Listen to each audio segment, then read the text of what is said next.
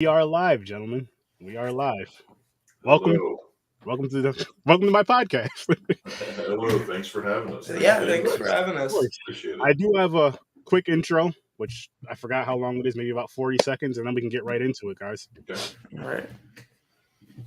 You guys are ready for another episode of Horror with Sir Sturdy because we're about to slice and dice this interview, and it's going to be phenomenal. I have the 14-year-old phenom Dax coming on here to talk some horror and talk about his podcast, What's Under the Bed. So just stay put and enjoy the show. Make sure you guys check out his show, like, share, subscribe, as well as this one right here. And as soon as I shut up, me and Dax are going to get talking, and you're going to love it. And you better check out his show because it's amazing. He has some amazing interviews on there, so check him out. Stay tuned. Welcome to the madness. That's amazing. It is great. I have so much fun with that. I can't tell you guys how long I will spend up in my, where I record at, doing like a 30-40 second clip, doing it over and over and over till I'm entertained by it. I'm like, okay, now that works. I cannot tell you guys how many times I've done this, had like the perfect thing, right? Go to listen to it. Forgot to turn my mic on. Oh no! That happened once. With us. We were doing a little skit. It was imitating the Bill O'Reilly freakout scene. It recently uploaded, but we were doing that for 3 of the scenes. Mic was completely off. And those scenes like took an hour and a half to all do. Had to do another hour and a half just to do the skit again. Something like 40 takes or something like that. Yep.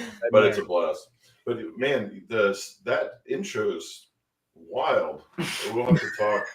About how on earth there's a big gap for us to catch up with you here. I mean, anything that I know that you guys want to learn and know, I'm happy to share that with you. I'm not one of those people that's just like, I have to hold this information to. No, this is big enough for everybody. I'm happy to share anything I can teach you guys with that. Yeah, it's amazing. And I mean, you're honestly starting off a lot further ahead than I was. So for me, I start off with just audio. And as a matter of fact, here's where my funny story comes in. So my very first episode, it was me, my friend Rob, and my brother Henry. And we were on our way to that con I was telling you about, SCARECon. Just going there as guests, though. And I had this little recorder thing about this big my wife got me. And I'm sure you can attest to this. Like most men, didn't read the directions at all. Just turned it on and went about it. And so the way there, I'm like, you guys, I'm like, why don't we record the first episode now on the way there to the con, like what we're expecting. And then on the way back, we'll record that and I'll just condense it, whatever, and throw it out there. So we do it. We make one rest stop and then, head back of the way. And we do it on the way back. And on both ways there and back, I turn the thing on, hit record, and at the rest stop, turn it off. Did the same thing when we got to the con. Did the same thing on the way home. We get home, plug it in. I'm like, okay, cool. This is going to be the first episode. I get to upload this. I'm excited. It was funny. Don't remember the conversation. Go and upload it. Nothing. I'm like, what in the world is going on? I know for a fact I hit record. I finally look at the stuff and read things. So you hit turn it on. And then there's another thing where you hit record. And there's another thing where you, instead of record, you hit down and hit save. Never did that. Just turned it off every single time. And I tell that story. I tell that story to podcasters, though. I've had that happen. I've lost, like I would do pre-records, and I've lost, just technology messes up. We all know that. I've lost episodes, and I didn't let it like phase me or quit. It made my drive more. It made me like, okay, now I know what to do. So with this little recorder, which I actually never use it after that again, but pay attention to things like that. And then as far as like, if you do pre-recorded episodes, I would say if you have a hard drive, save it there, save it on your computer, maybe even email a copy to yourself just to be safe. So you don't lose that, because I probably lost about 40, 50 episodes at one point. Oh no. I was just stockpiling, and things like that happen. But I tell you that because, again, I'm not wishing this on you, but I know it's going to happen. Maybe not as far as losing that many episodes, but just how you were just telling me with the whole microphone situation, like stuff like that's going to happen. Don't let it stress you out. Don't let it be like, oh, I'm done podcasting. I quit podcasting, because it's such a fun thing. And I watched one of your interviews earlier today, actually, with what is her name? Hannah. Yes, Hannah. And I just seen like how much you enjoy the conversations, how much you enjoy the interviewing thing. And that's why I'm telling you that, because I know you can get frustrated. I got frustrated with it, but now it's one of those funny stories to tell. And like with your microphone thing, that's gonna be one of those funny stories that you just bring up on your show here and there. And you just keep going with it because you have a passion for it. I can tell you have a passion for it, and you're real good. You're very good at what you do at 14. Like you're way ahead of where I was when I first started this. So that's just keep knocking them out, man. I was like, this. I was like, wow, he knows his stuff. He knows his stuff. And you, kudos, great parenting. I say this because I really do believe, for me, I look at horror as like another art form, as all the other cinema. And I started watching horror when I was about 5 years old. I was following my older brother and cousins around. And I honestly, again, this is me. I'm not telling you how to parent, of course, but I honestly see nothing wrong with it, especially if you're watching it with your child and all that, and just kind of letting them know this is make believe and this is kind of just another style of art. And I feel like you're not afraid of as many things.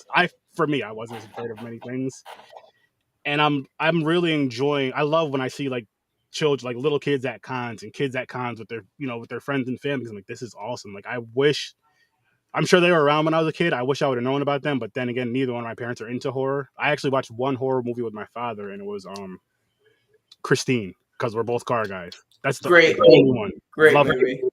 Yeah, great movie. But Dax, what got you into podcasting? Well, so what originally happened was COVID happened, and we were bored, and like everybody else was, and we decided. Well, my dad said, "Why?" Like started going out and talking to horror actors and getting autographs from them for me. And I then watched Kane Hodder's documentary about it, and I just related a lot to what he said on it, and I was like, I want to talk to that guy.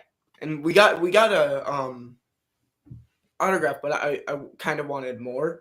Yeah. So my dad found this convention that was completely online called GalaxyCon. Yeah, one of the Galaxy something like that. Mm-hmm.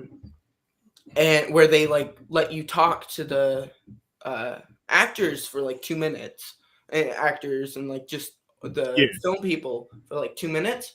Kane Hodder was on there, and it was like, I want to talk to him, and I decided, and I have the Part 7 like Jason mask, so I wore that before, or like I put that on, then and before he came in, and I and I took it off, but then we were talking, and by the end of it, I was like, I'd like to interview you. And he said, yeah, get 5 interviews in your under your belt, and we'll talk. That's and awesome. I have now just recently finished my 5th one. And congratulations. Yeah. And me and my dad talked about it. We were talking about like if I want to do this, and we said, okay, we'll do the 5 interviews and possibly do Kane Hodder, and we'll see then where I stand and if I still want to do this or not. And I've been having a lot of fun doing this. I like talking to the people. It's enjoyable seeing the reactions, and just I really like it. So I decided I want to keep doing this. And right now we have plans way further in the future for this. I like that. I love the sound of that. Yeah. The sound of that. It's interesting. The horror community, as you know, is just so awesome. The folks at the convention were cool, but the people, the filmmakers, were really cool. And that was kind of the thing that we found when we were just starting to do it, as the autographs, just collecting the autographs. We wound up getting actual correspondence with folks. I think Bill Moseley, Adrian King, Diane Franklin. There's a handful of them. Belinda Blasky, who reached out, and so it was getting fun. I mean, they were all getting a kick out of his age and being interested, especially the old school stuff. And when the Kane thing happened, and he wanted to talk to him, I'm like, well, we can't just talk to him. I mean, there has to be a reason for it. So let's do interviews. Let's try that. And that'll at least give you an opportunity to say something more than hi at a convention or something to be reason for it. And he's been great. You know, we had a little hiccup for a while, and he sent a really nice video for encouragement and all that to have him keep going. And yeah, it's been a lot of fun. That's awesome. I love the sound of that. Do your friends listen to your show? I believe my best friend since I was like 5 years old. I do believe he's subscribed. I think he's watched a couple of the interviews. I know he's watched the first one and like the trailers for my channel and the trailers for the interviews, but I don't know if he's watched Hannah's. I know he's watched BJ's. But yeah, he watches it. I've shared it to all my friends. I've said, hey, I have this. I've had a lot of fun and I'm really proud of it, and just shared it with all of them. I'm not sure if they've watched it. I know my dad's friends we sometimes watch it, and they seem to get a kick out of it too. So that's good. That's good. Yeah, It's one of those things where it's cool. Like, I'm the type of person, I do it because I really enjoy it. Of course, we all want the views and everything else that comes with it. But that's another thing I'll say. Don't let that get to you. Like, if you're going live or the pre-records and you see your numbers a little, as long as you're having fun, that's really all that matters. Everything else will come. Trust me on that. Everything else will come when people see your passion, friends, and all that stuff too. Yeah, start quizzing them on it. Just find a piece of your episode, right? And just, hey, so what did you think about this interview? And it's like, if they're like, oh yeah, I watched it. Well, what did you think about so and so's answer to this? Oh, okay, then go back and watch it. Yeah, I try to do that with my employees. I quiz them on it. There's a couple of go-getters with a lot of ambition who've seen them all. That's good. No. That's No, good. I have a good response from the folks. His mother, as well as I, work in the film industry. So, and one of the focuses that Dax has had, you know, there's the actors, of course, but you know, BJ's a director. He's actually a camera guy too. A lot of the folks I work with, myself included, at one point, have worked with him. It was like 12 years ago when I worked with him, but yeah, he stay in touch. And it's a small world, the film industry. So when they hear he's interested in a production designer or a special makeups effects designer, or you know, camera guy, cinematographer, and all that stuff, they just, you know, they get a kick out of it as well. Especially because everybody loves horror, especially the folks who are in the business. Oh yeah. You know, maybe some above the line folks don't like it, but the crews do. How he worked with BJ is he worked on Rob Zombie's Halloween 2. Okay. He worked on it like really early in his career, like right when he got back into the movies. So it's a lot of fun. Like I was 2 years old when Halloween 2 happened, and I was on the set. I was on the set a lot, actually. And I was 2 years old, so I don't really remember it, but I remember seeing I see the pictures of me on it, and I'm just like and I can point out areas like when I'm watching the movie, like I was there. I was right there. Talk about inappropriate. Yeah. Not only show them that early, show it live in person. Again, I'm stepping that up from my comment earlier of good parenting. That's great parenting. That's all. It's funny. So I'm curious about it. I know it's one of the things that Dax has worked into some of his questioning is, you know, what do folks think about, you know, the right age for horror, and is it, you know, can it even be not just fun but even good for you, you know, to an extent. But we've always talked about horror. I've shown him horror very early, but it's always been with him walking through it. My favorite is Jaws. We were watching. I kind of skipped over the beginning, but we were in the chase stuff, and he stopped me. He must have been like 6. I was He stopped me and just said, "No, that's a fake shark, right?"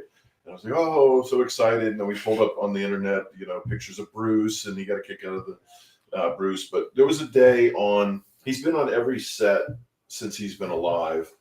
And he used to just come to set and it would be, daddy, and all that stuff. And I thought, okay, well, he's not into it or whatever, because he just ignored all the crazy stuff around.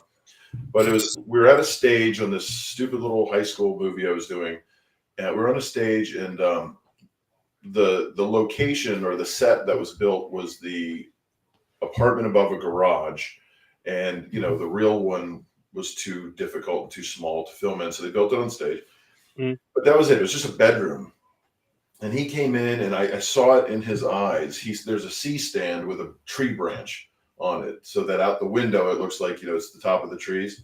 Yeah. And you just all of a sudden saw everything click into place.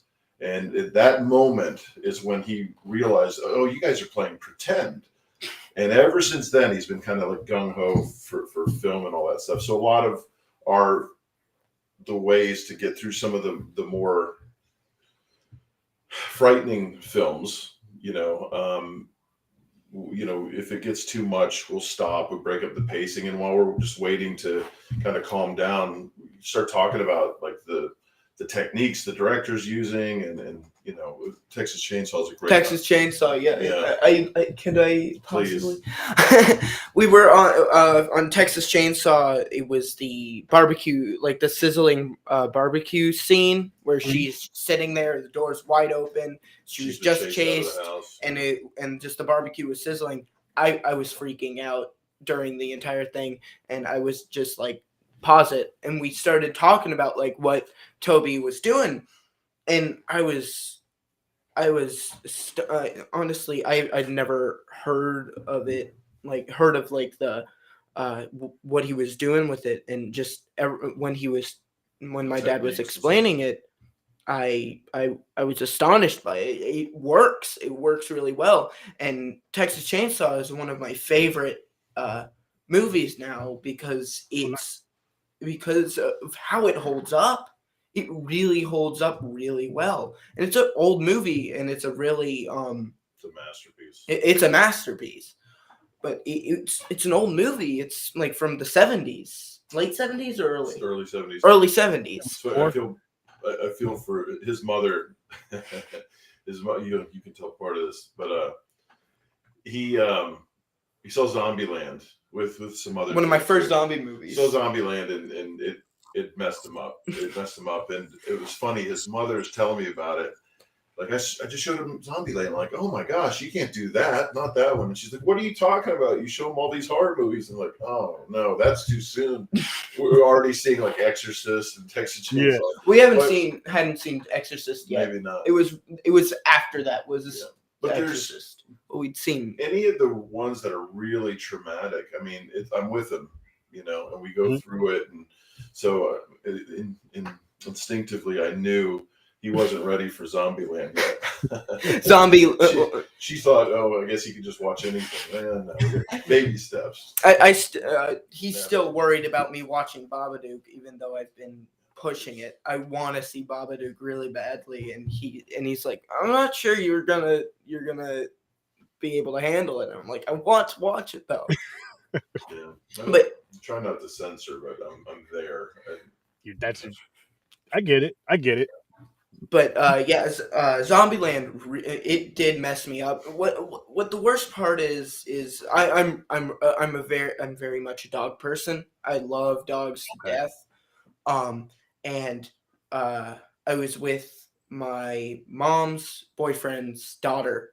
We were watching it with her. I call her my stepsister, but it's not like it's not exactly that. So I'm just gonna explain it there. But me and my mom and her were watching Zombieland. They joined in at the end, but I was watching Zombieland on my own for most of it. But at the end, they joined in. And Zoe, who is my stepsister, decided to say, hey, I want to pick a movie now. And my mom was like, okay, that's fair. What movie? She says A Dog's Purpose. The real horror film. The real horror film. But it's just a bunch of dogs dying. Like, Yeah, it's come on, it's a bunch of dogs dying.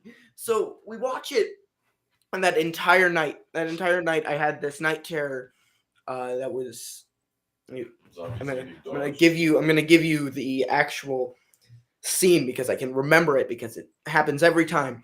But it's that painting where dogs are playing poker, Mhm. and like right, you see the dogs playing poker, and then all the walls are ripped down by zombies, and it's just blood, gore, all that to these dogs. It's awful. I hate it so much. But that's all I could. That's all I could dream and think about when I was going to bed that night. And I kept my mom up like all night. I still feel bad like to this day for keeping her up all night.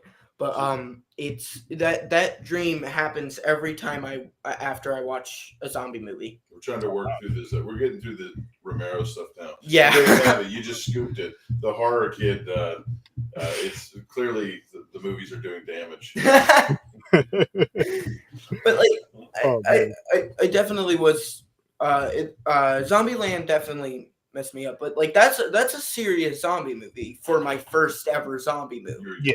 Too. And I was young. I was very young. I don't know how old I was, but I was pretty young. And just yeah, it got me. It got me good. We're about to tackle the Zack Snyder Dawn of the Dead for an interview coming up. I'm excited for that. You have to take it slow. Yeah. We just like a few months ago for just something we were doing because I haven't watched all the movies yet. I'm still 14. I've seen a lot of them. I've seen a lot more than most children have. Yeah. But I'm still 14, so I'm still getting the movies.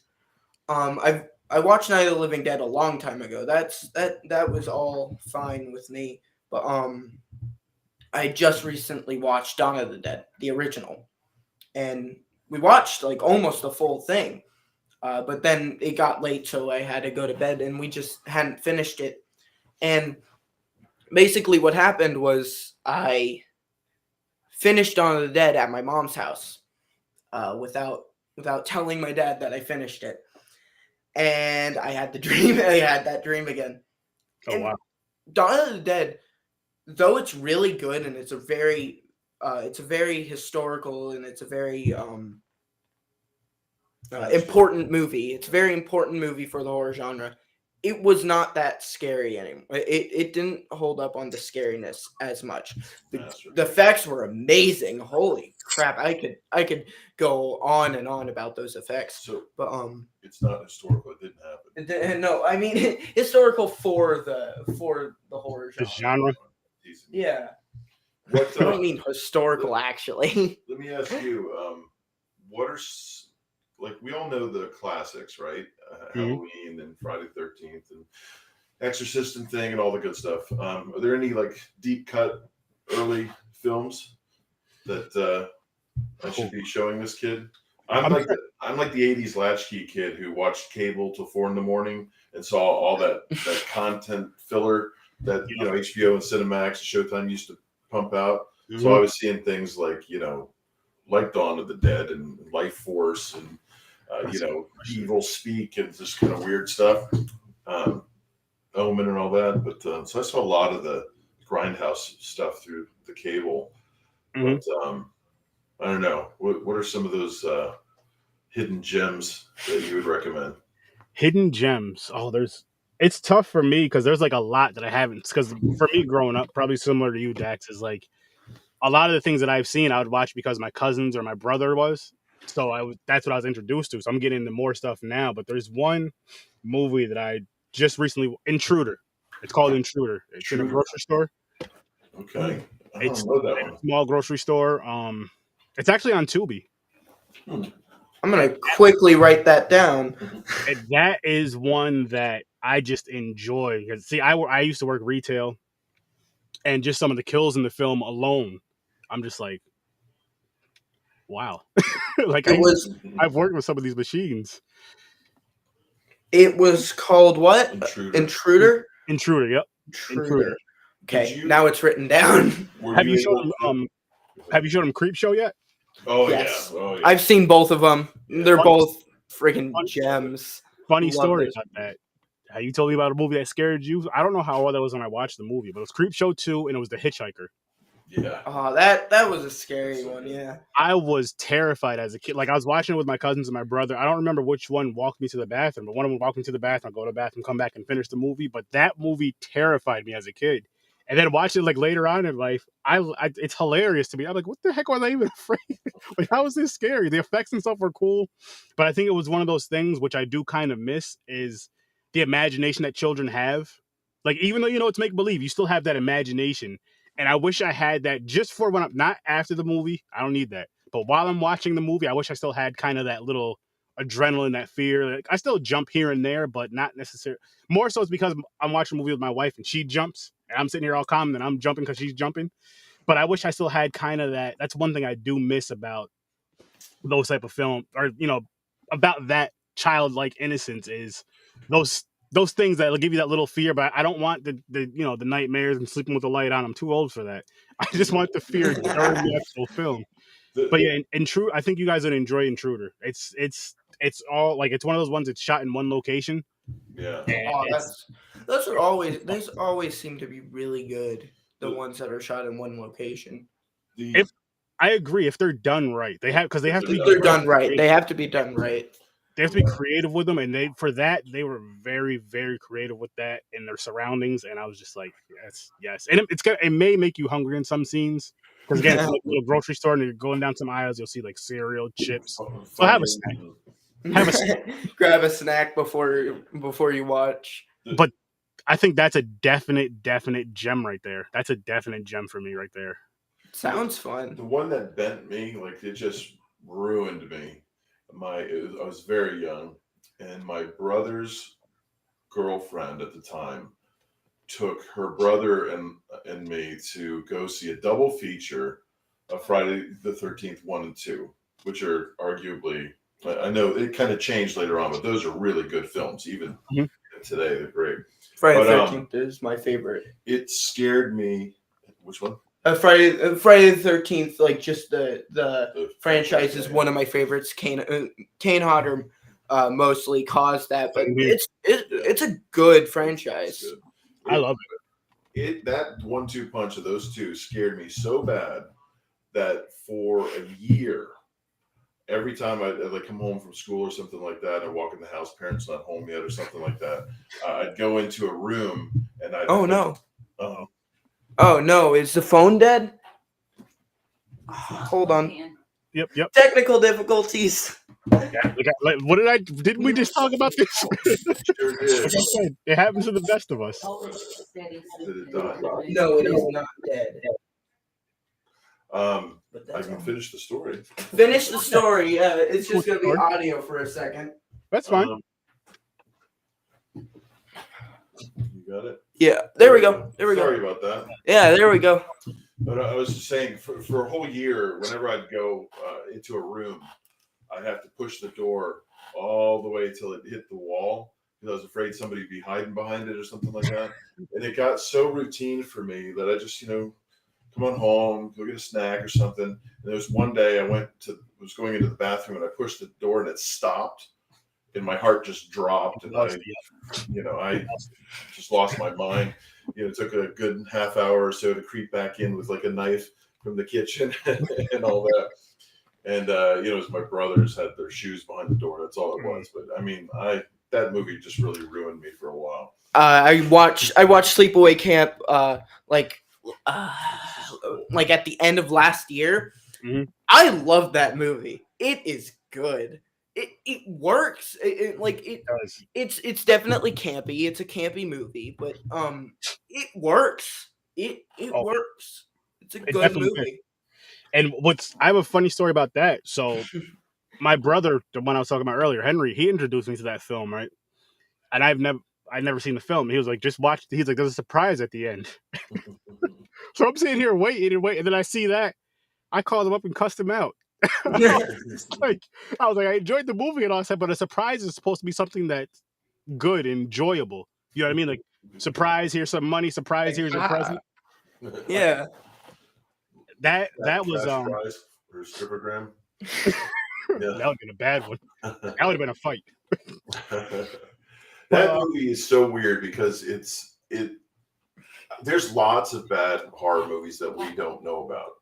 Oh, you know, they just came and went. I mean, there's plenty of movies in general. It's not just horror, but I mean, you know, it certainly has a reputation. And that movie is just kind of slapped together and low budget and all that. But there is something about it that really does draw you in, even with the crazy dialogue and the crazy shorts and all this. People, you know what it was?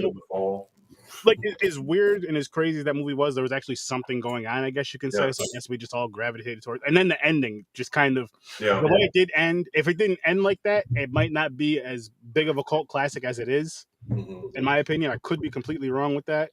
Well, the way it ended did hit you. It hit you good. But I have to say, though, if it was just the novelty of the surprise ending, I don't know that it would have lasted like it has. There is something else going on there. I have no idea what it is, because on the surface it shouldn't work. It came out at the right time too, though, because I mean, campy horror was like the 80s, basically. We all know that. It came out at the right time, and it didn't try. I mean, yes, it was at camp and all that, but it didn't try to be Jason. It didn't try to be Michael. It didn't try to be Freddy. It was its own thing. Exactly. And I feel like that's where some of the movies in the 80s, the bad ones, that not the ones that are so bad it's good, or like so bad they became cult classics and they stick around. Yeah. There's just some that you just watch once and you're like, you see the cover of me, like, how did I never see this? Then you watch the movie, like, oh, this is how. This is why. There's a movie that I cannot stand. I'm gonna tell you guys where you can find it. It's on Tubi. It's called Blood Lake. It's called Blood Lake. It's from 1987. Worst movie I've ever seen in my life. I'm trying to find worse. I don't know why I want to do this to myself. Like, I don't know if a lot of the horror fans that I personally know are like this. For whatever reason, like, I gravitate towards, like, if you're like, hey, this is the worst movie I've ever seen in my life, horror film, I'm gonna go watch that way faster than you tell me this is the best movie, because my expectations are so high. And then I'm like, if it's the best movie they've seen and they say it's so great, and then I'm like, this is horrible, how can I trust this person? Versus if it's a horrible movie and maybe I like it, I'm like, okay, I could see why they don't like it, but this isn't that bad, or this is horrible, they're all right. It's just, there's that strange human condition where it's like, I think this milk's spoiled, try it. It's that moment. I've learned from experience. What did he say? Looking for Felissa Rose. She's amazing. I met her. I love her. I've met her so many times. She's one of the nicest people in the world. I know that's one of the few folks we never got an autograph from. Have you met her? No. Yet. I'm telling you right now, she, like, I've got her autograph about 5 or 6 times. Like, every time I meet her, I get her autograph. She's just one of those people that you go up to, you gravitate towards her, and like, if her line's short or empty, she'll talk to you for hours. She's just such a sweet person. And she really, really loves her fans. Like, she really, really loves her fans. And actually, a cool thing, with my brother, it was October 2019, the last ScareCon before the whole pandemic messed everything up.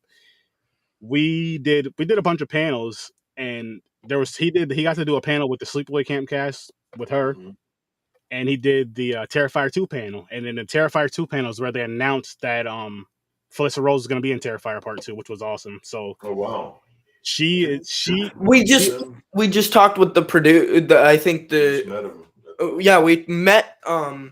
I think producers. Yeah.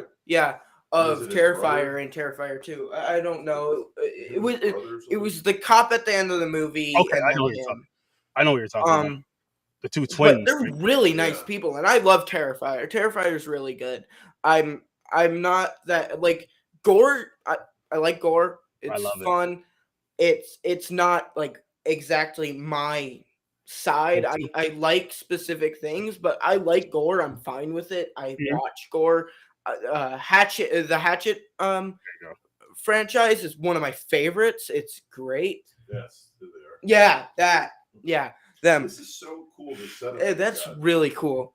I can tell you guys more about Restream too. I'll tell you that off there. But We're in the really, dark ages. I do want to tell you guys about this guy right here, John Henderson. He also has a show on YouTube called Doomsday's Crypt. Okay. Here. He's someone, if you guys are interested in doing interviews with, he's awesome. I haven't had him on my show yet, but he's a huge supporter, and he's an awesome guy. Loves horror. I mean, just loves it. Goes to a bunch of cons, does a bunch of things, shows up here on my lives all the time when he can, when he's not doing his. You were saying something about Felissa. I think she said we're contemplating going to the. I don't know think what she's there. convention. She is. I'm not. Is she? In North Carolina. There's a North Carolina con. I don't remember what it's called. Is it the one coming up in May? Yeah. And Yeah. May 27th or something. What's Carolina Fest. Yeah. Yeah. That. I believe she's going to be there. One of my friends is actually. I don't know if he's hosting the panel or not. But the Scene Snobs, if you go there, just tell him Sir Sturdy said what's up. They'll know exactly what you're talking about. Scene Snobs, awesome guy. Scene Snobs, okay. Yeah, the convention was a lot of fun. It was a lot of fun. It was, yeah, it was. My dad worked with Danielle on Halloween 2, and recently started talking with her, and she told us to go there, and we went there, and she was there, and at the end of the it was more at the end of when the convention was going on. Mm-hmm. We just sat down with her and talked, and that's how I ended up showing up on her Patreon stream, which I thought was a lot of fun. It was just talking with her is a lot of fun. She's a really fun person. I enjoy her. That's someone I would love to meet.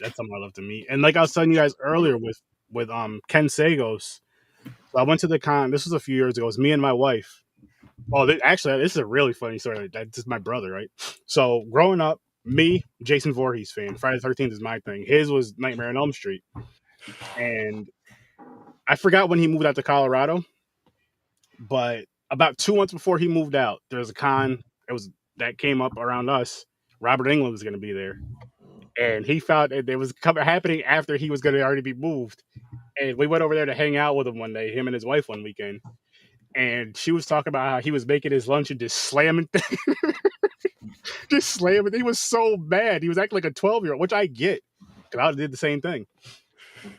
And he ended up leaving his glove here so he can get it signed and all that. But he was just so upset about it. And that same year, so we met him, and then we went to the Scaricon. And again, he was already out. Excuse me. He was already out there in Colorado. So we met Ken Sagos. Ken Sagos was such a nice guy, because my wife was like, yeah, she's like, my brother-in-law just a few months ago moved out to Colorado, so he would have been here. Huge fan. This is his favorite franchise. This is part 3 is actually his favorite one of the franchise. And she was like, would you talk to him on the phone? And he was like, yeah. She was like, he's working right now. So he talked to him on his break for a few minutes. I got his autograph, and then I hung out with him for the whole weekend. I kept going to his table, and I was like, hey, I told him, I was like, hey, I'd love to have you on my podcast. Would you come on one day? And he was like, I don't know what that is. And I explained it to him. He was like, yeah. He was like, you know what? Give me about a half hour and I'll come over to your table. And I went over, did whatever I had to do, came back, came right over, shut his table down, came over and talked to me for about a half hour, 45 minutes. And in the middle of the interview, there was somebody walking by, and he was just joking around, people talking, because me and him were going back and forth, and we knew each other for years. And somebody came by and, asking about some spots to eat at. And I was like, yeah, I said, there's some really good chicken downstairs. And, we were talking about that. He's like, yeah, I might get some. So we'd leave, go back to his table, talking. And the cool thing about it is, he would come over, we'd go past his table. Hey, Aaron, come over here, hang out with me for a little. All right, cool. All right. Standing behind his table, me and him cracking jokes back and forth as he signed autographs, people walking by. And before that con ended, I think that was the set, because it was Friday, Saturday, Sunday. That Saturday night, I went downstairs, and I'm bragging about this. And I bought Ken Sago some fried chicken. And that's just something for me. That's something I'm carrying for the rest of my life. And he loved it, which makes it even better. And it's just those moments you get with the people. Just I think when we watch these movies, we forget that they're people too, and they love to just sit down and just hang out. And those things are just this right here has made me I'm not a shy person when it comes to walking up and socializing with people, but this right here brought it out even more. And I'm just it made me think about my approach as far as trying to get people on the podcast, as far as, don't be afraid of the word no. Don't be offended by the word no. And by that, I mean, say if there's an interview or somebody wants to come on your podcast, if they tell you no, don't take it personal. Don't get upset about it. Don't get mad about it. And in the beginning, don't be afraid that they are going to say no before you even ask, because you never know. You never know. So now I'm just like, I'll ask anybody. I'll ask. And if they say no, cool. But what I do, maybe it's because I'm petty, the ones that did say no, I do remember right here in the back of my head. So like, if I get to that point to where you're like, okay, now you're big enough for me to be on, you're in the back of the line. The people that always say yes, like for you guys be in the front of the line. People like, and I don't care how big people are, because I'm just like, if you're gonna tell me no just because I don't have this size audience, which I get to an extent, but at the same time, I'm like, with you being on there is gonna get some views at least for that episode for you and I. But so I'm just never offended by it. And again, if they come back around, hey, I'd love to be on. Okay, that's cool. But I have this lined up right now, and Dax wants to come on for the rest of the month, so you gotta wait. So that's just how I roll. So but that is one thing. Don't ever be offended or upset or think you're not doing good enough because you are. Don't ever let that get to you. Don't ever let that get. Just keep enjoying it. Okay, cool. Thank you. Later on. We have one person we asked who said no, and I won't say his name. We won't specify his name. It rhymes with Derek Mears. No, he's wonderful. He's absolutely wonderful. He's yeah. We love him. We do joke about it.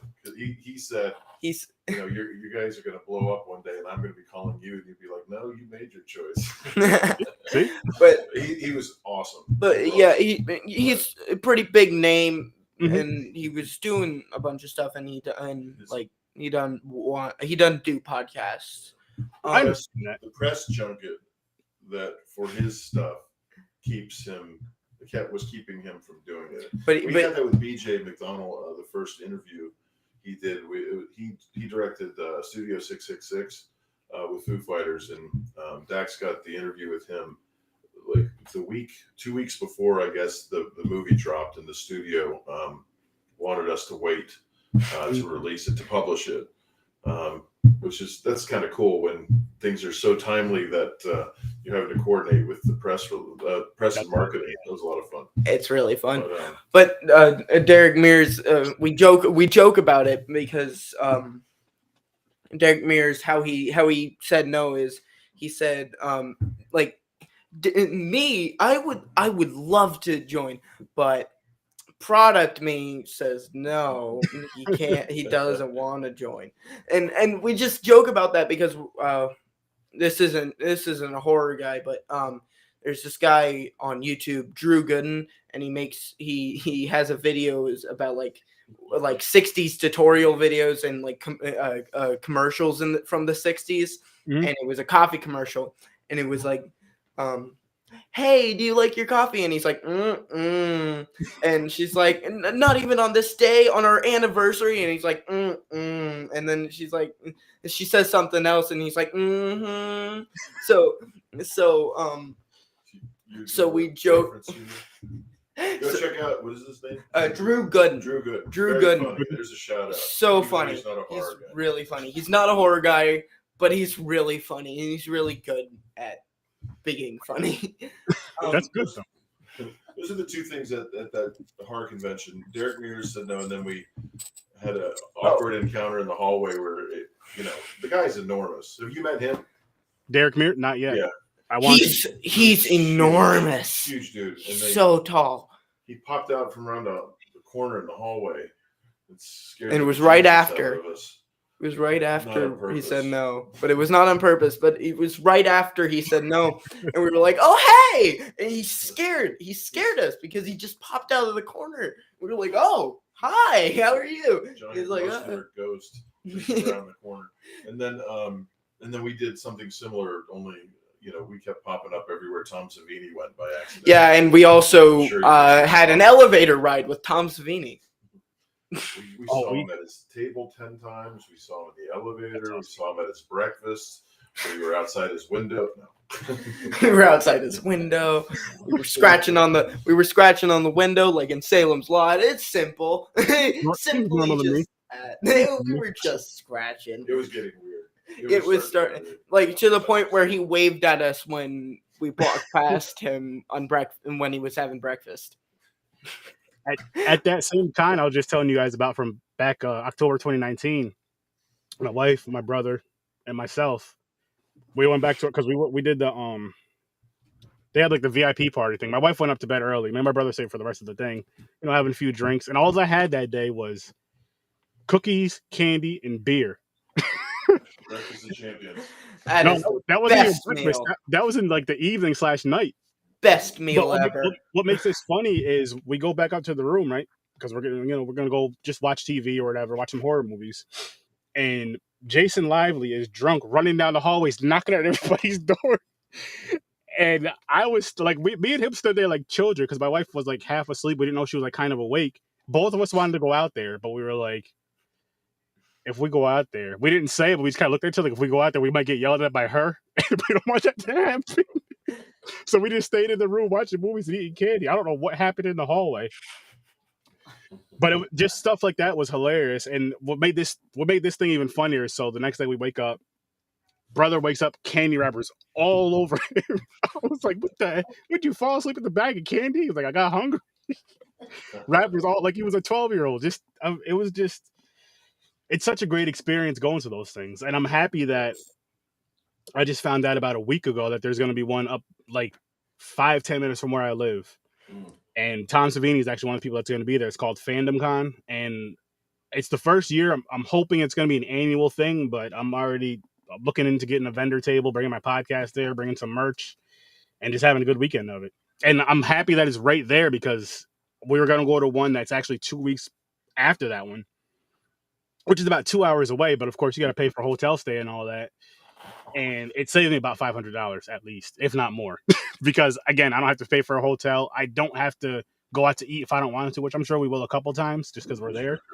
But the hotel stay alone was going to be around like 500, which it's one of those things to where it's, as you know, you plan ahead, you save for it, and it is worth it in the long run because the experience to me is priceless. But it's oh man, I can't wait to talk to you guys after you get to do a con, having your table and stuff, and I already know you're gonna have an amazing freaking time, And whatever kind you guys go to next, I said just look into media passes and all that stuff and kind of see what it is. And even if you have to start, because there's some where I know with I believe with ScareCon too, like with the media thing, you can have a table or you can just get like a media pass and be with that. I prefer a table. That way people will come up to you, check out your table. They can ask about your show. If you have recording equipment there, you can record. You have business cards, you hand those out. And old school word of mouth, as you know, it still works to this day. Like I hand out business cards. Like I was handing them out during the panels. I'd have one of my friends up there or whatever. And either if I'm not handing them out, they were. And a few people contacted me before I even left the building. Like, hey, I would love to come on your show, this, that, and the third. And just kind of go from there. And it's so fun. Oh my goodness. It's like, I guess the best way I can describe it's like a kid in a candy store. You're just like, oh my goodness. That's how I am at cons. Like I kick myself to this day. It was a Friday the 13th. Pamela Voorhees in box. Box was a little dinged up. They're asking $90 for it. I was like, I'll come back around. Ended up going around, spent all my money, came back. And this was about 5-6 years ago. I'm still mad at myself about this because then about a year or two later, I go look up on it. I'm like, this thing's like $300-$400 now. What? That's another word of advice. The stuff about the podcasting not quitting. And if you see a certain item, especially at these horror conventions, and you have the money for it, and you're like, I want this, like, you know what I mean? It's one of those holy grails. Get it. We got it wasn't like a holy grail, but we got a Michael Myers mask from Days of the Dead. Nice. And it's tax season. I can't wait to write off the critter. Oh yeah, this is the critter. I'm not gonna specify his name because in our next interview I actually do say his name. Awesome. But he's in every one of them. He's in every one of the interviews that we filmed so far. I like that. I want to show you guys something. See, you guys see my little logo thing. So my brother actually made that. That right there, that picture is the updated version. But he lives out in California.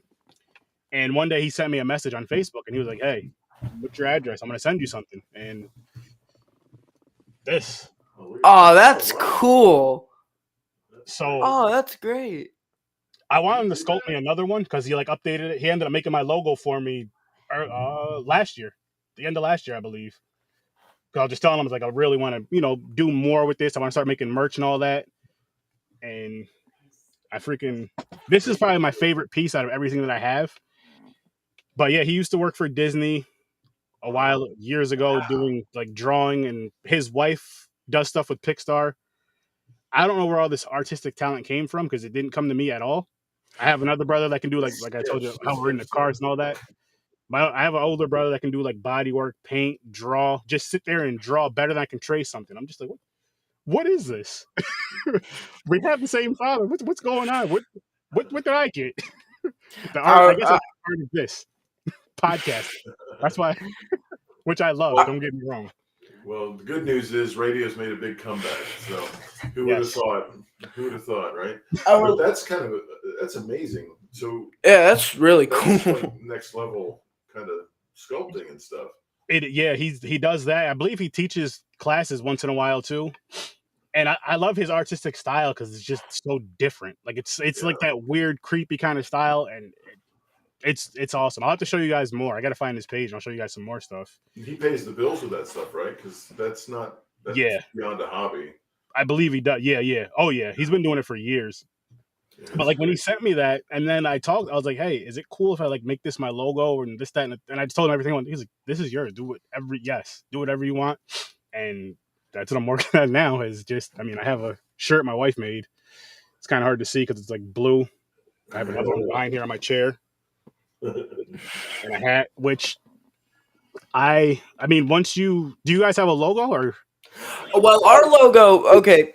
We took a picture. We took a picture of like just the set to like see how it looks, and we had this guy.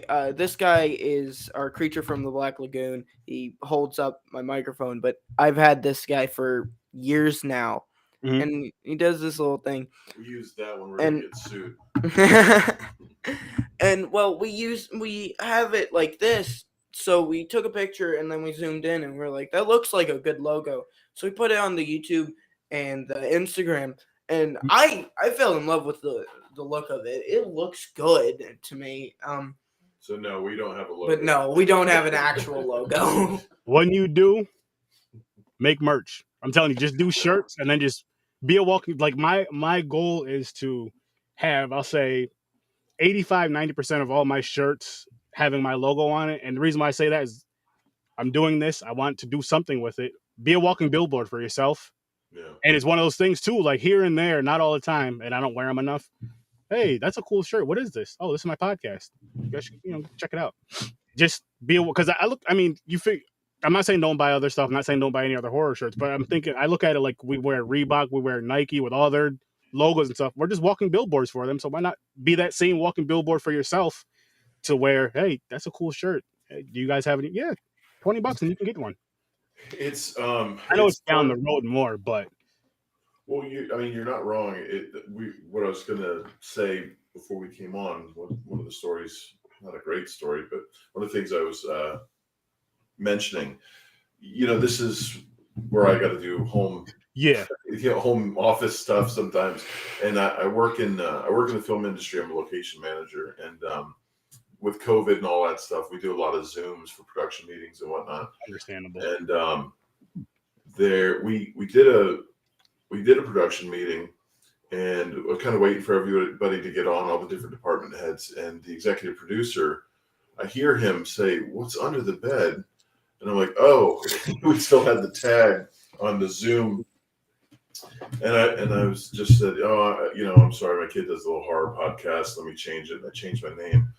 And then I saw him on set, and he just walked up and he says, "What do you mean your kid does a horror podcast?"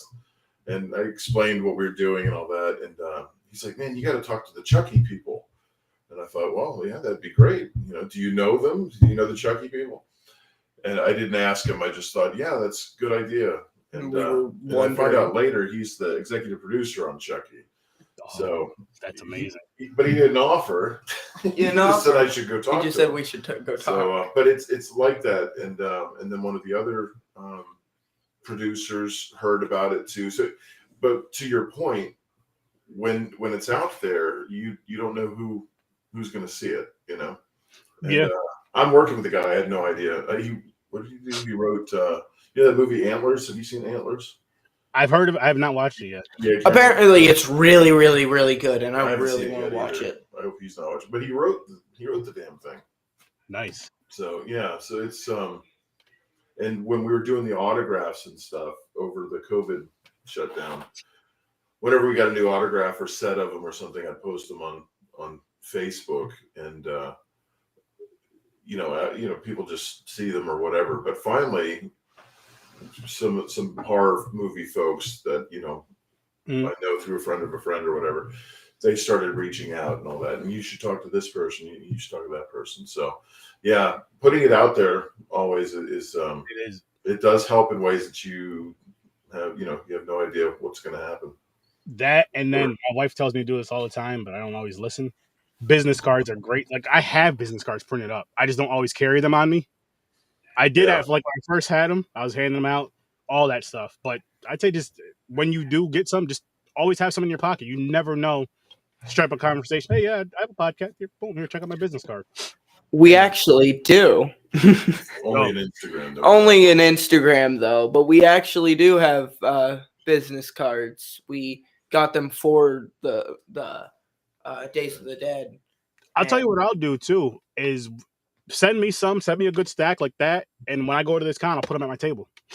Oh, cool. Oh, that would be awesome. Yeah, that's one thing I love doing. Like, with podcasters that I'm cool with, I'm like, it just because we'll do it. I mean, some people, and I stole the idea from somebody else, but they were charging people. And what I'm doing, I'm like, look, send me some, and then when you go to a con, I'll send you some of mine. Put them at your table, and just kind of because I can't afford to fly to every single con.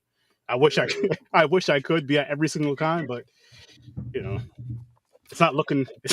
It's not looking that well right now. No, it's tough. How did it work with you? What's happening with us a bit is that we had this idea that, okay, we'll get a couple of interviews and we'll maybe once a month and we'll see what we do. Now, all of a sudden, this last week we had 3 and we're trying to pace it out. Like we got like another 5 people who are all available the next time he's free. The next time I'm here. And we're like, oh no, like everybody we asked, all of a sudden they're all saying yes. And now what do we do? And so we thought it would be a lot slower build. Now it is to an extent, but just for the ability to make content, we're getting people saying yes almost too often. And we're scrambling to keep up with it and pace it out and all that. But I just feel like we're trying to catch up. Like you talk about business cards and things like that, and the way you have the whole aesthetic and the branding that you're doing, all that's fantastic. And we're just, trying to like, oh no, we have a light bulb in case this burns out. Like we're so behind on everything. Like struggling with the equipment. It's honestly, it's a learning process, and like for me, for the beginning, I just learned as I was going between YouTube, and I just learned how I was going, and as I met more podcasters, pick their brains somewhat. Especially that's another good thing about going to these cons, especially if they have the panels. Like for ScareCon, they have a podcasting panel, and we all go up there. Like all the podcasters that are there, just go up there and kind of talk, and then we'll share ideas with each other and talk to the people that are out there, and just kind of go day by day. As far as scheduling and stuff goes, whatever you can do, I'd say as much as you can record, I'd say do it just so you have it there. Sure. I don't know how often you guys drop your episodes, but if you have like a certain day and time you drop them, at least you can stockpile X amount and get them dropped and just let them know. Like, look, say, for example, what is today's date? It is the 3rd. Okay, so say like April 3rd, you had 2 interviews today, and they're asking when's coming out, and say you guys drop your shows every Wednesday. So okay, so I'm gonna drop so and so's this Wednesday, and then the following Wednesday, and so on and so forth with that, and just kind of it's one of those things that will just become like second nature. You're just gonna be like, boom, boom. It's gonna like for me, it's almost like I do my live shows every Tuesday and Thursday. We do our movie reviews, so I already know Tuesday, Thursday, 8:00 Eastern time, movie review. My other podcast, 9:00 Saturdays, movie review. It's just getting into that kind of schedule, and then just kind of just letting your brain know, maybe even putting it in your phone, like, okay, I have this interview at this time. I need to have it dropped at this time. And again, it honestly just becomes second nature. It's for you guys, that's awesome though. That's really awesome. It's just like, you thought it was going to be kind of a slow build. Now you're just like, everybody's saying yes. And I would just say, listen, let them know. We asked too many people. Yeah, we asked like it's like the 20 the people. 10% rule. We just asked too many people. But the good thing with that is they also have to understand. Like I understand that they have their certain schedules, but they have to understand that you have your schedules as well. And it's like, okay, so I don't know if you record every week. Say you record every other weekend. Okay, so here's where I can record these days. And it might be times where you might want to do something else, but it's like let me just do this interview now, and this other stuff can kind of wait. And I'm not saying like family stuff. That's always important. Sure. Like, just like whatever. Instead of going to that movie or doing whatever, it's like let me just get this interview done. Let me do this interview first, and then after that I can do this. Or maybe some days schedule like say if you do 2-3 interviews in one day, maybe give yourself an hour or two in between just to kind of relax, refresh, stretch, go eat, bathroom, all that stuff. And after a while, it's just gonna become boom boom. Like it's gonna become so simple as far as the scheduling part to an extent, because there's always gonna be those hiccups. There's gonna be times, because it's happened to me, to where either you have to cancel last minute or they have to cancel last minute.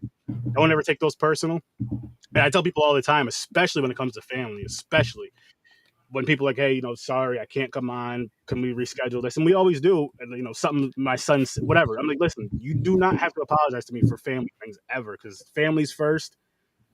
So, just like I have friends that joke. I'm like, yeah, I'd be on the show this Thursday. Thanks for the invite, but it's date night with the wife. And I'm like, you know what?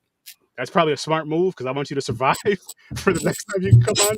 But I'm telling you, you'll get it down. It's like anything else. And the biggest thing is make sure you're having fun with it. At the end of the day, make sure you're having fun, make sure you're enjoying it. And all the other stuff will come. All the ideas, like more ideas come. More ideas come with me, more and more and more. Don't be afraid to reach out to other podcasters. Reach out to me. I'm actually a part of I'll talk to you guys about this after, of a network that I'm creating. But I'll talk to you guys about that off the air. But I'm telling you, just networking is a huge, huge, huge thing where you can pull ideas. As far as scheduling, maybe do, like I said, do something on your phone with a calendar. Just have days and times, or even if you don't have like who you're interviewing, just have like a time slot, maybe even color code, like red. What's the earliest you record at? Like date?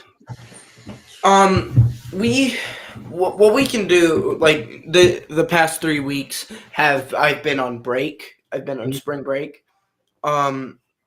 So like this entire past 3 weeks, I've been able to do stuff except for the middle week. But yeah, that's because I'm at my mom's. But every other week I'm here, which means I'm able to do stuff. But then through like early in the morning to 3 o'clock in the afternoon is I'm at school. Yeah, no, I can't do stuff. I physically cannot do stuff at those times. So just like normally what we've been talking about is after 3 o'clock, our time is fine.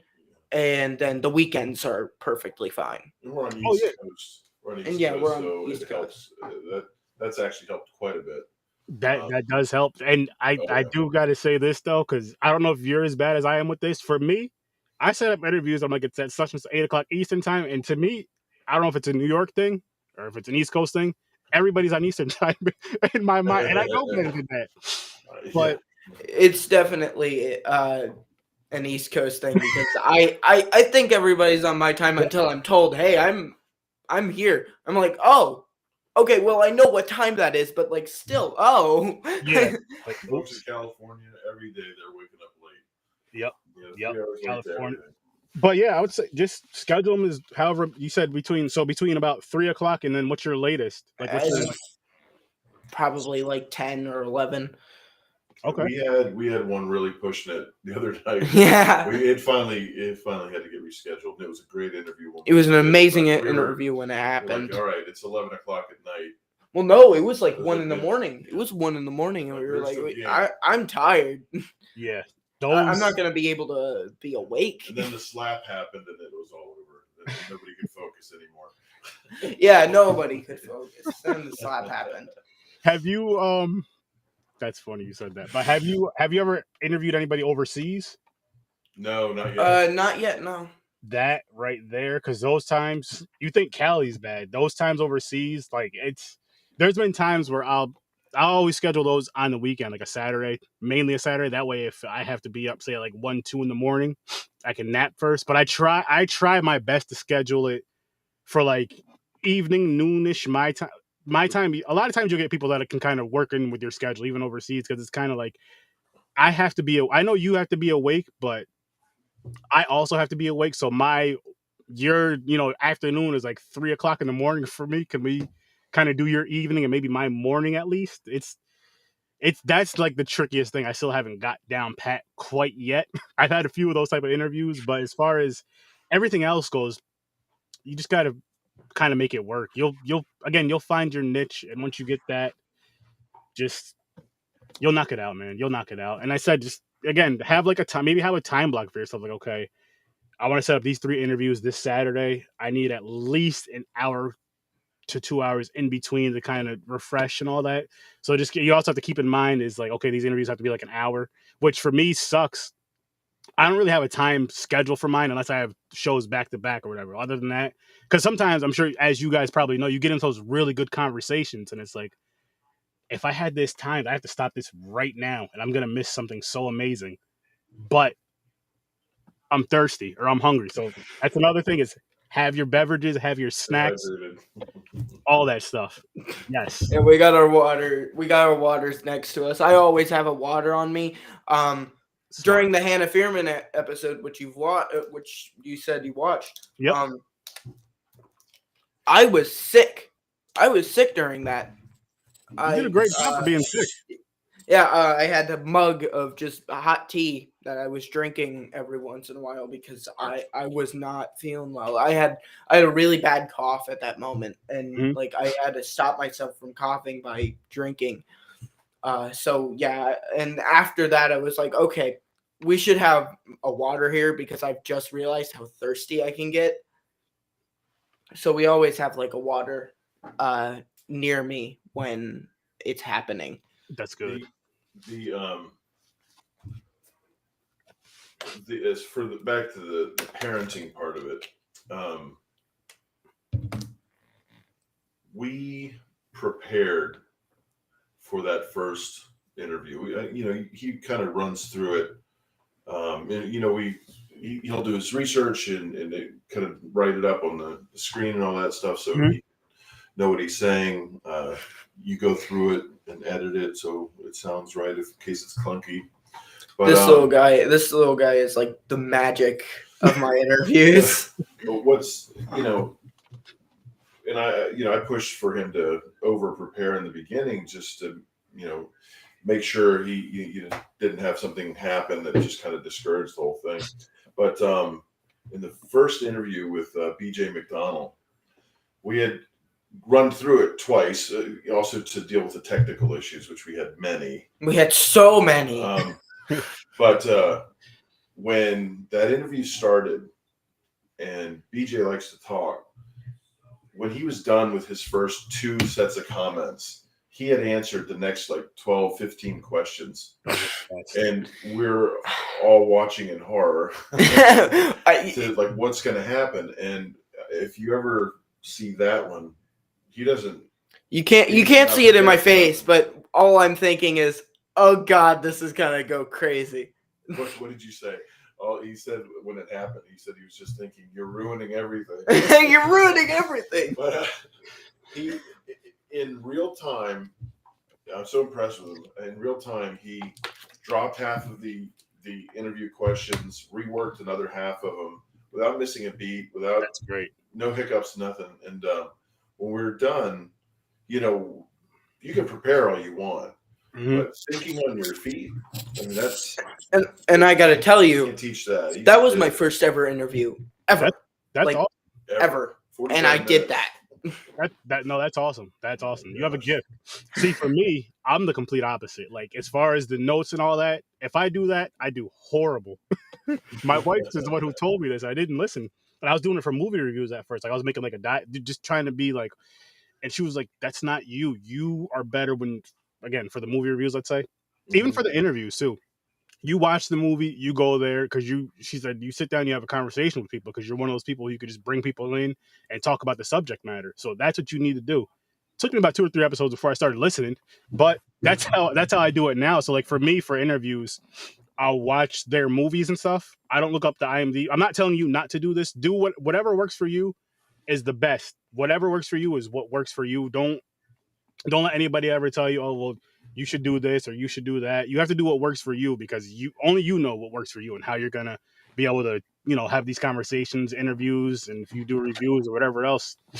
And after a while, it just comes natural. Like for me, I just picture it as just two friends just sitting down having a conversation about whatever it is, if it's a movie, if it's just an interview. And the part where you're saying how you ask them the questions and they answered it, and you're just like, oh, you're ruining everything. I love those because you know what I mean? I can get the conversation going, continuing after that, or they'll keep talking. The ones that I get a little annoyed with is when you have, especially when it's with, and this is no disrespect to the indie scene, but when you have somebody from the indie scene coming on to promote their film or promote their project or promote a film they're in, but they're not really talking much. So like you'll ask them a question like, when did you start this? What got you into this? Oh, well, I started about 5 years ago. I just wanted to be in a movie. And then I'm like, okay, but there should be something more to it. And then add more. it's just those are the tough ones. And those are the ones, and I don't care if people know this, those are the ones I'm trying to get done within like half hour, 45 minutes, versus the ones where people are actually conversating and just making it great. And then you're like, okay, I can talk to this person for hours, which happens sometimes. You're talking to someone for an hour and a half, 2 hours, like, oh, wow, I was supposed to go blah, blah, blah. We got to wrap this one up, but we got to do it again. I love those because I love those type of conversations, and you could just tell the passion that people have for what they're discussing, which just makes me even more excited, more intrigued, again, versus the complete opposite of just, because you're going to get one of those interviews, man. You'll see exactly what I'm talking about, and it's going to be, you'll have like 25 questions. I don't know how many questions you ask, but say you'll have like 25 questions. You'll answer those, you'll ask that question, and it'll be like, you'll go through those questions in like 10 minutes, like, oh man, what? Yeah, you've had both of those. Both ways. I've had both ways. I think You've had the ones where they don't really get deep into it and don't really promote or discuss. I'm just like, okay, you came on for an interview, but you should have said something. It's definitely less like the one that we did have that was like that. It was definitely less that. Like it wasn't they were blah blah blah then done. Like it wasn't that, but it was definitely short answers. They were thoughtful but short. And thank goodness that I had a lot of questions for them, so it still took up the amount of time. But they were thoughtful, but they were absolutely short. And the one that's coming out next, our next interview. What? It's after the next one. No. Who are you talking about? I'm talking about oh well, I was talking about whatever. Point, sorry. Both of the newest one that we just like had an interview with the day before yesterday, and then there was another one at the beginning of the week.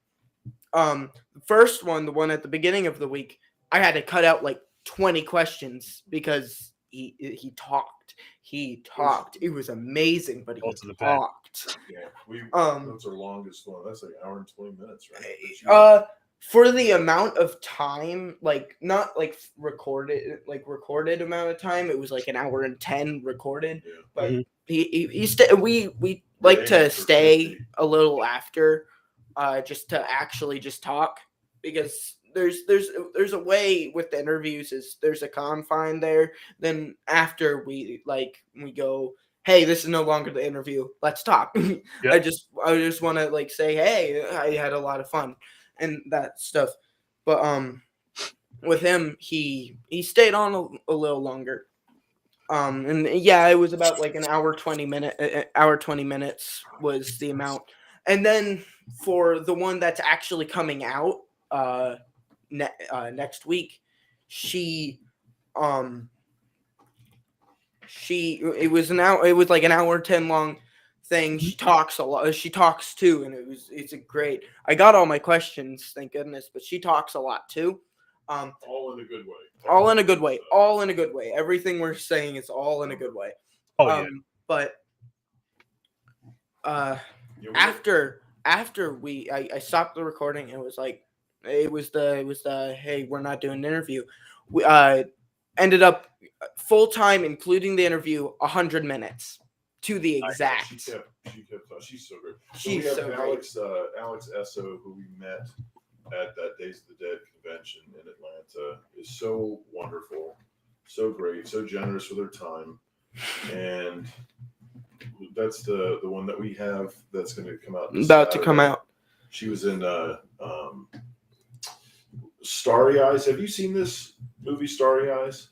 I have not. She's also in Dr. Sleep. Yeah, Dr. Sleep. She's Wendy Torrance in Dr. Sleep. Midnight Mass. Midnight Mass, which is an amazing show.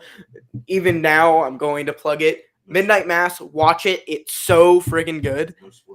No spoilers. I'm not spoiling anything. Midnight Mass. Really good. Netflix, right? It's Netflix, yeah. It's really so good. It's so good. 7 hours long. It's a limited series.